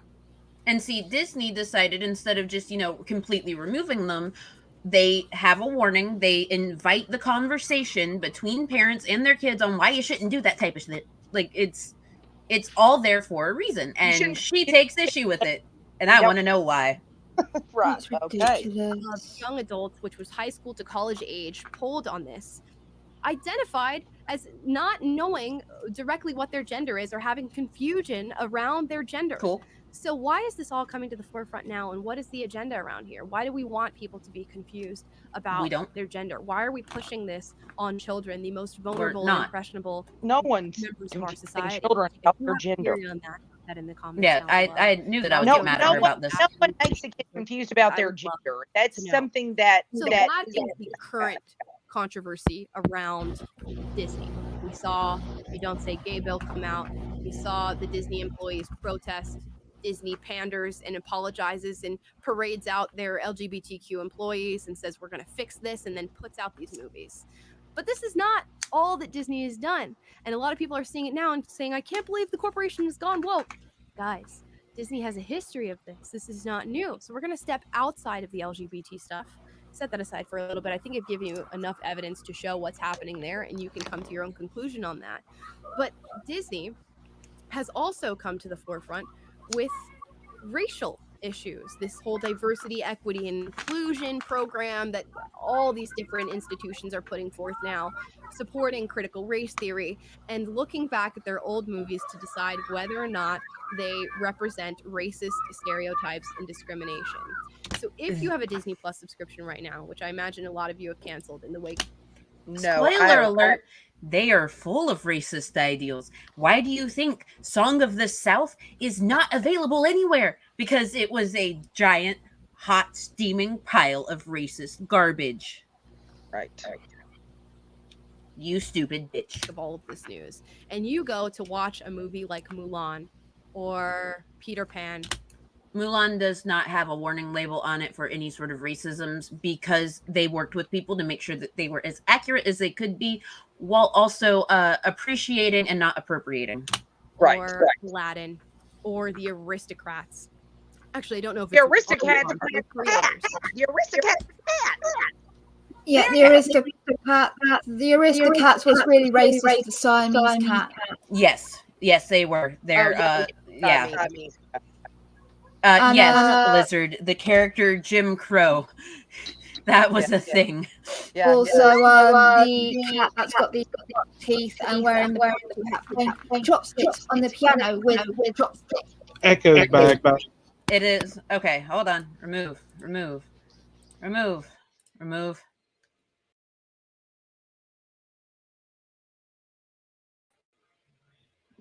Okay, let's throw us all back in here now. Everyone get back inside me, please. Let's go. There we are. Widow's son has been pretty quiet through all this. I thought he was falling asleep on us over there. No. One thing you will learn about me is just because I may not say a lot, I'm paying attention. He's learning things. I like to learn. All right, let's see what this lady has to say. Go and look at them, as well as a multitude of other older Disney films. You will find this disclaimer before watching. This program includes negative depictions and/or mistreatment of people or cultures. These stereotypes were wrong then and are wrong now. Rather than remove this content, we want to acknowledge its harmful impact, learn from it, and spark conversations to create a more inclusive future ahead. And I believe Disney started doing this last year on their content, so we should not be surprised. They started doing it last year after a whole bunch of adults, like people, my age and above, were like, oh, hey, that movie Gone with the Wind? Yeah, maybe we shouldn't display mammies as a positive thing. Right. And not all indigenous people are savages, and we don't like being called redskins. Yep, exactly. Like it's that they've also adopted maybe. gender theory in the wake of these discussions. You dumb bitch. But I'm confused. Why are you confused? Because as a kid watching these movies, there was nothing offensive about it. Yes, there was. Yes, there was. Everything. You didn't know it. You just didn't know it because you were a kid. And because no one sat down and told you, oh, that's not cool. They should not be calling Native Americans redskins. That's not cool. No one sat down. Problem with her. It seems like her parents told her a lot of shit, but didn't actually discuss anything. This is what I'm getting. I can't believe a raising problem. She has not risen above her raising is the problem. Go ahead, Slim. I can't believe she's an African American who doesn't see the racism in those things. Like, what? How could you not see them if, you know what I'm saying? Like, I saw them. She's just pretending they aren't there. Yeah, she's totally she has knows to be. it. Yeah, It's she totally it's the ostrich syndrome. If you don't see it, it isn't there. Yeah. Can't see me, I can't stop saying. About Yeah. Aladdin. If anything, Aladdin represents a Aladdin doesn't have a disclaimer on the front of it. Thank you. What is her fucking deal with Aladdin? Did she just not like the movie or what? I'm thinking that she has not seen it. I'm thinking that she doesn't understand that the tale of Aladdin actually is as close to the original as they can get with the appropriate representation of where he was and what the story said. Right. I mean, does she realize that a lot of these stories were stories before Disney made them? Apparently not, because she's not smart. Yeah, most of them are ancient stories, right? Exactly. They're Yes. Yeah. Disney didn't just make up most of these stories; that they made them their own, but that they took them from somewhere else. Yeah. The same thing with Peter Pan. They say, the Right. Peter Pan does have a label in front of it. I've just looked it up, and I think the reason why is she grew up in Nigeria. Who did the girl talking? Yeah. Okay. She grew up in Nigeria, so she grew up around majority black people with TV that is full of black people, and she didn't face the same issues that people in America face, where they see mostly white people on TV and they don't have a lot of representation. That's not going to be the same growing up in Nigeria, where yes, you probably will get some American TV going on, especially since she is only 20, so she would have got to grow up with this whole seeing other media, but she would have also had TV shows from Nigeria being played, and so she wouldn't have had the same issues that not actual African American people. That's not right way of saying it. Right, but black people that grew up watching different. Yeah. Right, they're probably going to pick up the racist cues and stuff a little bit easier. Well, yeah, because they've also grown up around white racist predominantly people. black country. Yeah. Yeah. So she wouldn't have faced the same issues, and also without getting into, I don't know whether whether it's colors and shaders and whatever, but as it goes, she's very pale skin, very fair skin for an African person. And there are levels of racism that happen the darker your skin tone is. Very true. It is extremely unfortunate that happens, because then you don't only face racism from white people, but you face racism from inward within the race, where you don't experience racism like I do, you're fair skin, blah blah blah, but it happens where the fairer skinned you are, the less likely it is for you to have as severe racism as a very dark-skinned black person, if that makes sense. You're still going to have it. It's not going to magically disappear because you're magically the right shade of brown, but it's not always the same. It's in a different way. Well, and Superdose, it all depends on who you're talking to. There are some people that prefer to be called Black Americans. There are some that prefer to be called African Americans because they actually, are African Americans. They have very close relatives that did come from Africa. Yeah. And they're like not so far removed. It all depends. It all is up to the person you're discussing with. Person of color was the normal thing to say. And in America, that's not right. But in England, you would saying POC is. I mean, whenever I talk about a large group of people of color, I use people of color, or I use BIPOC, Black Indigenous people of color. Right. Because that people of color covers a lot of different scopes. As long as they are not, part of the mayonnaise group like me, Well, here's my thing. White. I think what Disney's trying to do is they're trying to, when they say spark a conversation, you can't just get rid of stuff because that doesn't change anything. Just getting rid of something doesn't change anything. What changes things is when you watch something or you listen to something or you read something, and then you discuss that with the people around you of why that's offensive, why that's no longer accepted, what was wrong with that behavior. That's how you change it, not just by wiping things out. You have to discuss why it was wrong and why we no longer tolerate that. Yeah. And Disney did change one thing in the US when it came to one movie, but it wasn't even a racism. They changed in Lilo and Stitch, when Nani is chasing Lilo around the house, in the original edit of the movie, Lilo hid inside of a dryer.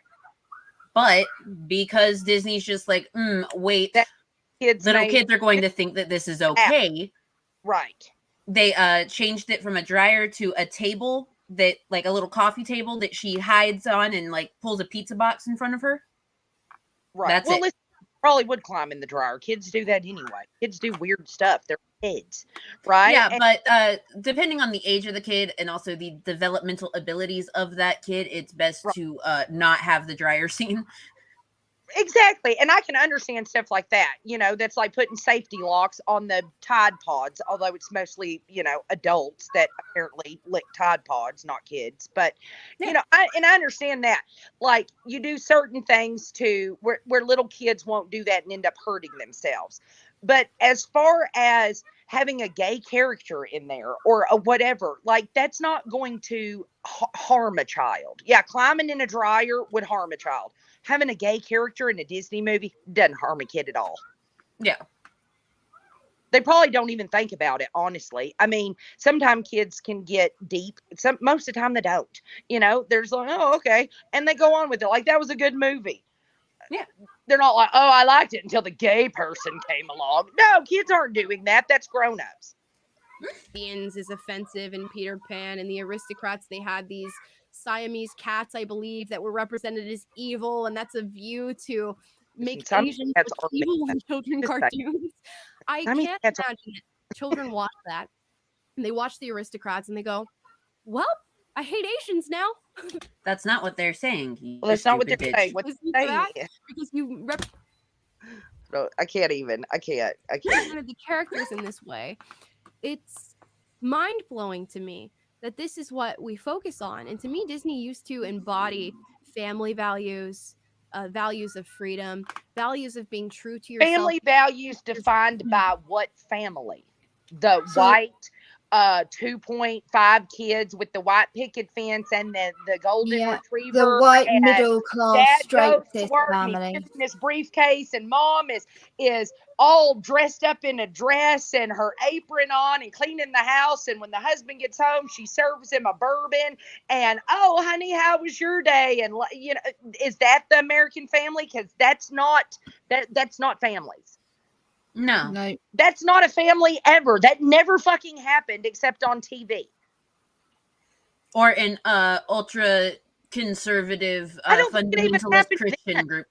You know what I mean? Like most of the ultra conservative, and I grew up in an ultra conservative household. My parents fucking fought every day. It was abusive. It was horrible. That's how most of it was. It's the family values. What family? I've seen plenty of families that are made up of gay couples and different races and different, transgender, and they're the most loving, outgoing, healthy family ever. But see, she doesn't think that those types of people can have those things because, bigotry. In a way that you wanted to foster your own growth and really identify who you were as an individual with character and morals and merit rather than sexual identity and your race. But now this is what we focus on. So they're on the CRT boat with these things, putting on these disclaimers. We also have That's not even a thing. CRT is not even a thing. Murdered. In every Disney movie, somebody gets murdered. Yeah, it's usually a parent. Good morals. Content. I'd say Disney with Frozen.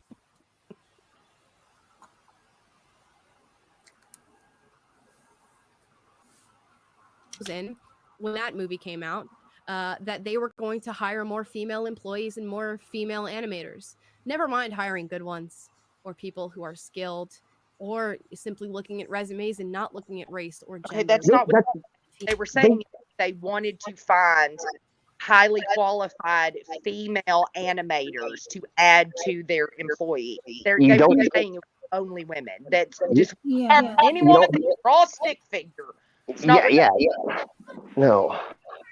I went looking. I can't actually find the thing, but I saw before that her mum was white, as far as I'm aware, and so her mum tried to raise her with the issues around racism that faces. And so again, that adds another layer of why she isn't. Yeah, it explains a bit more, if that makes sense. But I remember this about Frozen 2, and I wonder if she's going to touch on it, where actually in Frozen 2, the bridge that the dam that they mention is an actual dam that was built in, I can't remember what country it is now, but it is a legitimate thing they built, and it did fuck with the indigenous people there who are nomadic reindeer herders. And it's a big problem still because the government are selling off their land. So it's a big issue that is still happening today in that region. And they talk about it in the movie, they reference it. And if you actually look into the history around that movie, there's a lot of talking points of racism that happens within white colonialism. It doesn't just happen in white people going to non-white countries. It still happens within white countries to other white people. Just that if they're nomadic, if they're not fitting the stereotype of static home, family, kids, normal job, then you get fucked over by them. So I found that really interesting about the movie, and I wonder if she'll actually bother to mention that. No. No? Have you watched this already? Oh no, I'm just guessing based off of because I went into this blind. I saw the title, I saw what the different chapters were titled, and I was like, nope, we're talking about this. I doubt that any kind of research on indigenous people at all. That people don't talk about indigenous rights nearly enough because they're not taught about it. Yeah. No. Why is my space bar not working? Work, damn it. No. Oh, did it freeze on me? No, I'm on the wrong fucking screen. That's what it is. I'm done. This is what helps society. I've got this, you guys. I promise. Kendi would say we fix I need to be careful raising my arms still. With present discrimination. This is the future of America. And of course, Frozen comes out as this sort of feminist undertoned movie where No, women Frozen's don't fucking need, terrible need for women. men, and the girl who does fall in love falls in love with an evil man who was using her from the beginning. And it's these sort of subliminal undertones to children's movies that really get them and teach them that this is normal. And you might watch these films. It's okay to not need a man. I haven't had one in 7 years. And go, well, I don't see Oh my! anything. The whole point of that was to show that people manipulate you when you're vulnerable.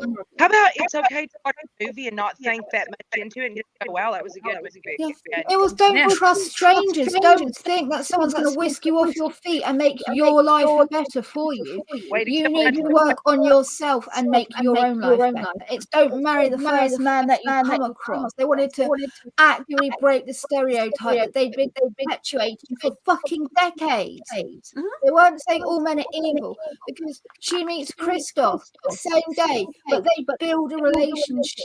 The echo's back. Trust with him. They do something. It's not just, oh, he's a prince, I'm gonna go with him. Yay. Yeah, exactly. Oh no, you're fine. I was letting you finish before I dipped you out too, because apparently the echo's.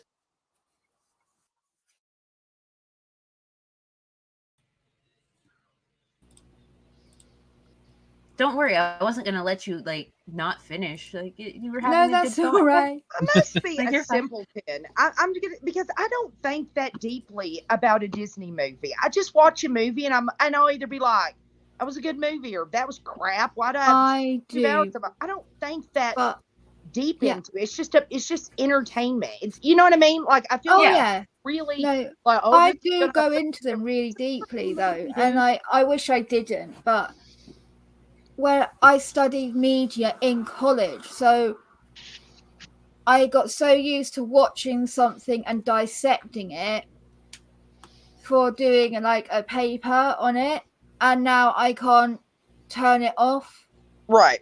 Well, but I think there's a difference in the way you're doing it and the way she's doing it. She's not doing it based off research of both sides of the coin here. What she's doing is finding stuff that fits her agenda and her opinion only. And that's the difference, is that it's confirmation bias. Yeah, she's got a narrative she wants to perpetuate, and she looks for the point. She's going by how it makes her feel or how it's different than what she believes. It's a movie, lady. And she ain't a parent. She's 22 years old. Calm down, bitch. There's going to be a lot more other things going on in the world that's going to piss you off besides a damn Disney movie. Let's see what else pisses her off with Disney. Hey, my body, my choice. They don't say that boys can be. Hush your fucking mouth. God damn. And girls can be boys. But the themes are there. No, they're not. And what stick with you when you're a child and you watch these films is the themes of them. And what I want to move on from. No, it's not the themes. It's the story. The stories are what we remember. Yeah, exactly. We covered Disney with feminism. Let's do a quick comparison of what Disney looked like when I was a child, when Taylor was a child. Oh God, is she going to try to teach us about feminism now? She hasn't been on the planet. What she is, according to the chapters list, because this is going to be the last thing we do before I have to sign off, because I have to parent in a little while and I want to eat. So what she's about to do is she is about to break down the latest Pixar short called Seeing Red. Now, Seeing Red I want to is... watch that so bad. Oh, you should. It's so good. It looks so cute. Sorry.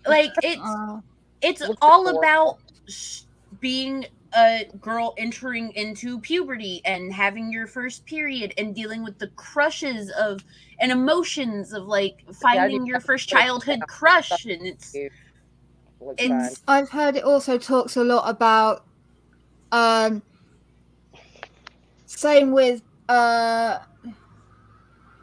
Encanto, with talking about Mexican family dynamics. This also talks about being a Chinese American in an ever-growing, changing society with the still Chinese family toxic traits and stuff, and it addresses Seeing it. Red like is Encanto so good. I've not watched Seeing Red yet, but I did watch Encanto, and I loved what they did Oh, with it was that. so good. Tonto. That was a great movie. The fact that I oh, loved it was it. so good. Like Bruno, like they say, Bruno was very obviously autistic, Yeah. or on the spectrum, and he had the traits of OCD, where you could see everything. He was like, knock on wood, like the repetitive things of having to do good luck things, like throwing salt over your shoulder to blind the devil, knocking on wood to ground you, like for stuff. You know, like there was a lot of ticks he had, but to ward off bad luck, and how they very much othered him. I thought they did a great job. It was a cute movie. Yeah, it was so good. I loved it. I thought it was cute. Yeah, it was really, really good. And I have the feeling that I'm about to get really mad at her breakdown of seeing red. Yeah. So let's get mad. And what Disney looks like now. So Disney has recently put... Oh, by the way, from what I saw of the image in the chapters, she does bring up Mulan again. Put out Oh, great. By the name of Turning Red. And Turning it Red, that's features it. this My bad. here. Her name is Mei Li. She obviously this is a Oh my god, no. She represents the Chinese American experience. For me, when I was a kid, my view of the Chinese experience, at least through animation, was brought to me by Mulan. I'm sure it's a film that you are all familiar with or have seen in some brought it up capacity, whether or multiple not times. you remember it or not. But now we have this movie Turning Red. So Mulan, her story arc, for those of you who would like to know, was about a young girl who's living in China, and suddenly the country is at war, it's under attack, it's being invaded, and they subscript the men to join the army, and they want to subscript her father, but her father is old, so Mulan pretends to be a man, and she... Did her pretending to be a man make you really confused about your own sexuality there, Amala? Because, I mean, Mulan's future husband is the bisexual hero we all need in our lives, because he was very much into Ping.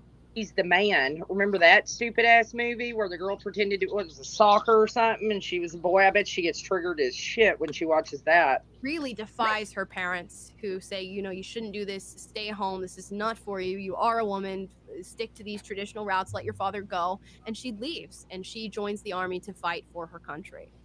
Mei Li, in this movie Turning Red, the movie starts with this grand sort of dissertation on Chinese Americans and how tradition is so important and how thou must all... Did you forget that Mulan talked a lot about how traditions are important? They had an entire scene where the ancestors all came to life and talked to each other in ghost form to figure out, okay, how do we protect this stupid bitch that's going to fight for her country dressed as a man? Yeah.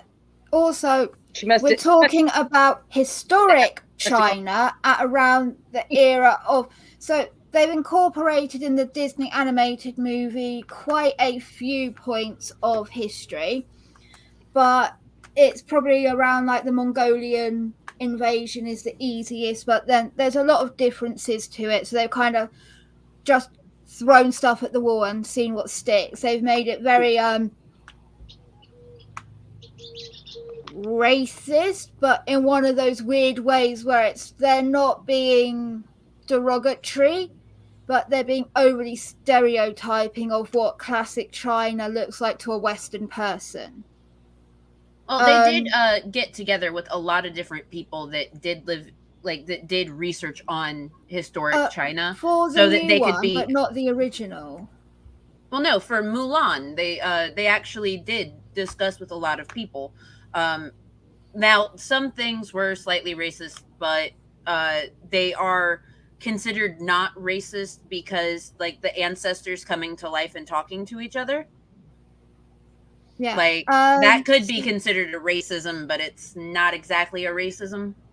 This is a really good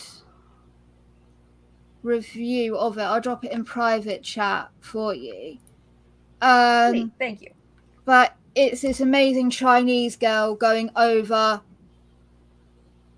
all the background, the history of it, where the eras where they've got it wrong, looking at it language-wise. So even at the beginning, I've the seen her first thing. text that's written down, right?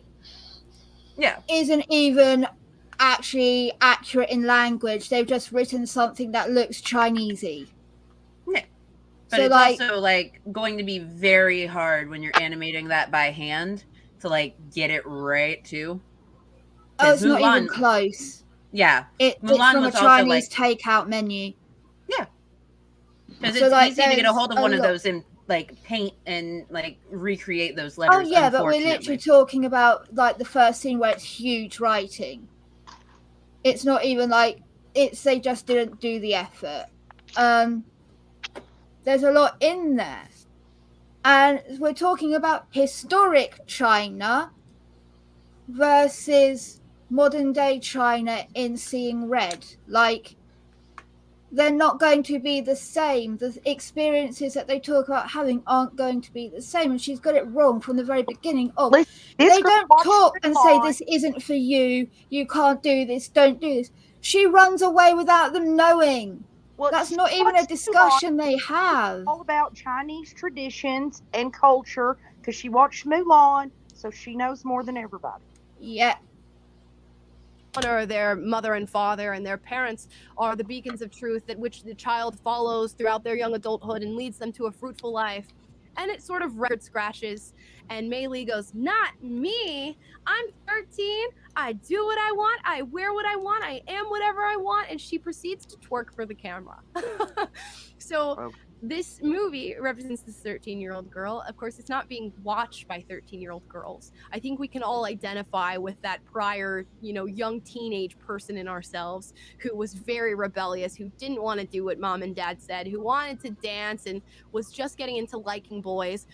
But this movie's not for 13-year-olds. There are 5-year-olds, 6-year-olds, 7-year-olds watching this movie and being inspired by Mei Li and not Mulan, because again, Mulan needs a disclaimer. That's an inaccurate depiction, and it deploys. Mulan does not have any sort of warning in front of it at all, ever. All these stereotypes What's of her what deal it with means. Mulan? Is that the only movie she's ever seen? I think she like got really obsessed and watched it like 300 times over, but didn't realize that Mulan's husband is bisexual. What's your new movie? Chinese. So this is what kids are watching now, and I sort of put these comparisons together on this doc. So these are both meant to be about representation in some way, shape, or form, and they are. And again, Mulan defies her parents to serve her country. There's no sexual undertones when Mulan had to get into the water and like take a bath naked in front of all those dudes, even though like she had tits and had to hide them. There's no sexual undertones when her future husband was very clearly fucking into her when she was dressed as Ping, right? Did you realize there's sexual undertones in the Bible? So when if you go to church, you go to Sunday school, there's sexual stuff all in the Bible. Yeah. I don't understand. I mean, so do they just skip over those passages, those verses in the Bible, and they just never teach those kids? I mean, if we're going to go by that, because it's PragerU, right? Right. Do you just skip over that stuff in the Bible? You don't teach them that part of it, because you won't let them watch sexual undertones in most of the time, little kids do not have sexual undertones. The first because they're not scene, sexual there are beings. sexual undertones. They're Like, puberty yet. I can't. No, like the talking where she's going to the matchmaker to meet her husband. Yeah. Mate, what is it? When they're marching and they're talking about like a good woman and stuff. Oh yeah, like, they all have women that they're going to go back to, or the they're going to work out and be all big and strong and stuff, and then they can find someone when they get home because they'll be a hero. And it's like, okay, we get it. You want to get laid when you get back. The bath scene, like where she's bathing in the river, things like that. There are and scenes where her and what's his name? I can't remember his name. I just call him her future husband because they get married in the second one or something. Where like they're having a very close moment together where it's one of those moments where when you're at each other, you're close enough, you normally kiss, right? Yeah. But they don't do it because he's a man. I can't possibly indulge in these feelings. There's always been sexual undertones in films. There's always been adult jokes in Disney films, because most of the time I think that they know that adults are also watching these with kids, and there's jokes that only adults get in some of these. Kids don't even think about it. Like, I don't know what kids they're talking to, but most kids don't even get those references. They're just like, I love the movie. They were so pretty. They had pretty dresses on. The singing was good. Like, my son watched Wonder Woman 84. Him and my husband watched that. And he's 10. I said, what'd you think about the movie? He said, all woman, no wonder. 2 thumbs down. And went on about his way. It wasn't that deep for him. He was like, it wasn't that good. They didn't have a lot of action scenes in it. Like, he wasn't thinking about any sexual undertones at 10 years old. He was thinking he wanted more fight. You guys that have watched it, what sexual undertones does she mean in Mei Li? Like, okay, so just the fact that she has a crush on someone.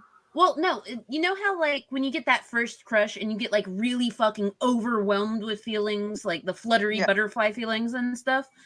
Like, especially when you're going through puberty and your body is a giant raging hormone and you don't know what's happening to it. Yeah. Like, they found a way to animate that so that people could, like, visually see what she was dealing with. Oh, okay. Well, that's brilliant. Really? Yeah. I mean, yes, that's and it's totally different. Visualize it now. Mulan is actually based off an old Chinese poem. Yes, Disney took artistic license in certain areas. Yeah. To make it movie worthy. That's fine, because they don't pretend otherwise. I'm okay with that. Yeah. Seeing Red is just created by Disney for the sake of the storyline of addressing puberty in a way that children can understand and empathize with, and explaining those sorts of things, which is what children's movies and shows are genuinely meant to do. They're meant to help you. They're meant to help children comprehend difficult things. That's really good. But they're totally different things based on different. They've got different reasons. The storyline is different because they're showing. They're just different. Mulan was made because it's a cool poem of a kick-ass female protagonist, and it is something cool, right? Yeah. Maybe has the moral of the story too. And rocks. It's the same thing. They're not in the same family. They're 2 different movies. Yeah. But of course she's going to compare them because they both have Chinese female leads. Mei Li does not do so. She defies her parents to just go. But they're not racist, you guys. Shake her butt for whoever she sees fit and do that whole thing. Except she Mulan, didn't. again, is somewhat feminist, although she proved. See, this just further proves that she didn't get it. She didn't get it. The movie does highlight that. I haven't watched it yet, but I can tell she just didn't get it. I can imagine sort of butt wiggle they mean. That silly kids butt wiggle when they're dancing that they do, not actual twerk. Like, turn a music on for a toddler and they shake their little butts, because that's just when you hear music, you shake your body. She's trying to make out it's like Auntie Jackie's twerk monster, like clapping ass cheeks everywhere, when actually it's just a little kid doing that weird like silly butt wiggle. Like, Spawn's recorded herself doing that the other day, and like she's just bent over a little so her butt's sticking out, and she's jumping up and down a bit, scooting backwards. Yeah. Going like, it's fun. Like trying to dance, and it's fucking adorable. That's not sexual at all. Who cares? Shaking your butt is not an invitation to I'm a big hoe. They're a little kid. Especially as a fucking 13-year-old. Why is she attributing that to sex? That's weird. Yes, it is. And says, I'm a woman, I have to do this, and I'm just going to learn how to be more manly to do what I need to do. Somewhat feminist narrative and inspiring in that light. Mei Li's feminist. Oh, that's not feminist at all to say I want I more know man who I am. I need to do. No, feminists don't want to be men. We don't want to be men. So she's wrong on that. 13 years old, and I'm basically an adult, which she does say in the movie in sort of this sly, underhanded joke. And Mulan has no sexual undertones. And you're full of shit. This movie. Widow son, am I right here? All 13-year-olds think they know more than everybody on the planet. This is true. That's 13. That's being 13. And they think that until they get out of high school, and then they're like, holy crap, I was wrong. That's 13-year-olds. They all think they know more than every damn body. It's 13. 13-year-old girl, and the reason I'm telling you this is I sort of watched this so that you don't have to. I'm telling you this so that you know what you're up against. Mei Li fantasizes about a 17-year-old boy and draws them kissing and draws them in other, sexual acts that they do not show in the movie themselves. And the mother finds it and is very distraught. Like married Justin Bieber, so Mei Li gets her period in the film and becomes this massive panda, and she shows her panda self to the kids at school, and the kids at school start to somewhat fetishize this panda. They get Mei Li and go, become the panda again, we want to see the panda, we want to see the panda. So this girl starts to do it, and she starts to do this for money.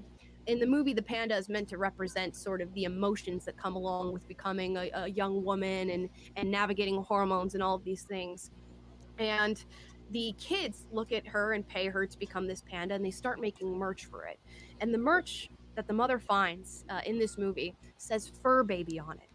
Now, for those of you who are not well versed on what something like fur baby might mean, it represents a sexual kink that I will not get into. But this is shown in the movie. Furries aren't all about sex, though, right? No, that's.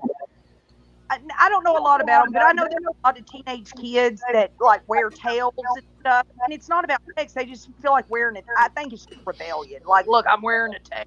What are you gonna do, right? Like it's just what kids do. It's not sexual all the time, though, right? I mean, A fur baby is a pet, not a human dressed up. my pet's fur baby. Yeah. A furry is the people that dress up like animals, right? But I don't think it's necessarily asexual. Sometimes it's just you like to dress up like an animal. I don't know. What does it matter? A lot of times it's people who have a hard time being in public and talking to people, so they have an antisocial disorder, and they can wear a costume and interact with other people because they're a character. So it makes it easier for them to. Did. That's why she always had the hair in front of her face, like the big hair or the big bow, whatever, because she didn't feel comfortable. Like she had social anxiety, so that would help her to go on stage. Okay. So let me remove everyone and pull everyone back in again because apparently we have an echo. Echo.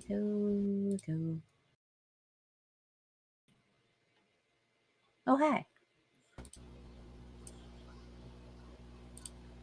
It's Vaughn's gods trying to silence us. I'm blaming Vaughn's gods on it. Nimrod, it's StreamYards. That's it. StreamYards fucks up. Vaughn's gods. They've cursed us. Okay. All right, we're gonna watch a little bit more of this, and then I'm gonna go get food. And of course, young kids watching that are not going to understand what that means. But because there's nothing to understand. She turned into a panda, which made her into a fur child. They all got phones. They could Google it. What's a fur baby? I mean, yeah, they'll understand. Everybody got phones now. The girl is in her human form, and she's wearing these sort of furry things, which again represents that group that I will not get into. And when the mom says you can't wear that to school, Mei looks at her mother and goes, "Mom, my panda, my choice." And she saunters off and goes to school without listening to her mother. That's what young people are watching. Yes, because it's act. They're snarling, mean, evil little things when they're 13 years old because they're going through puberty. That's why. And the entire thing with the panda is all about her period. Like, she's on her period. That's where the panda comes from. She's allowed to, like, with Disney it's now. just so That's what insane. they've chosen to show. And in this brilliant act of defiance and courage, Mei and her mother get in this fight in their panda forms, and Mei, in this massive act of an FU to mom, starts twerking in a stadium while people watch her and cheer her on. And she goes, "Mom, I love to gyrate," and shakes her butt for the camera. I just can't imagine animators sitting and going, "Yep, perfect."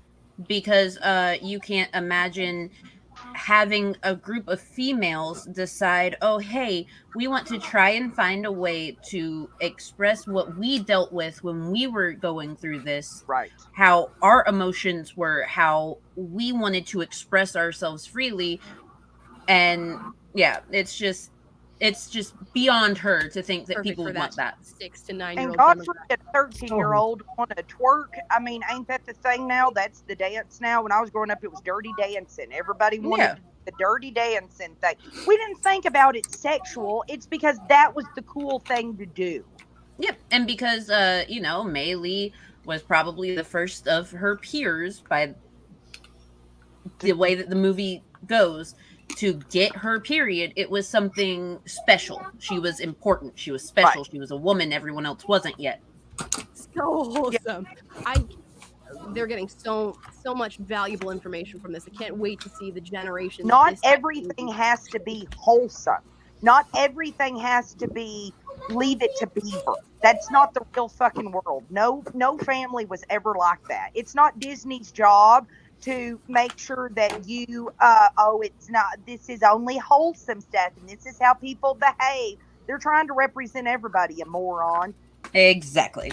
And what they look like when they get into young adulthood. And it shows you. Okay, so out of all that, those examples that I put up, they constitute maybe 5 to 7 minutes of an hour and 45-minute movie. So it's very sly and strategic the way that they place these things throughout the movie, because it's just enough for you to be concerned, but not enough for you to call them out on it and go, look at this movie and look how horrible it is. And I think, again, that's a part of what they do. I don't think they give a shit if you do call them out on it. For the Get on life the to go on, but not enough for you to have any sort of outrage around it. And I don't think that Disney has been super invested in indoctrinating children as of late.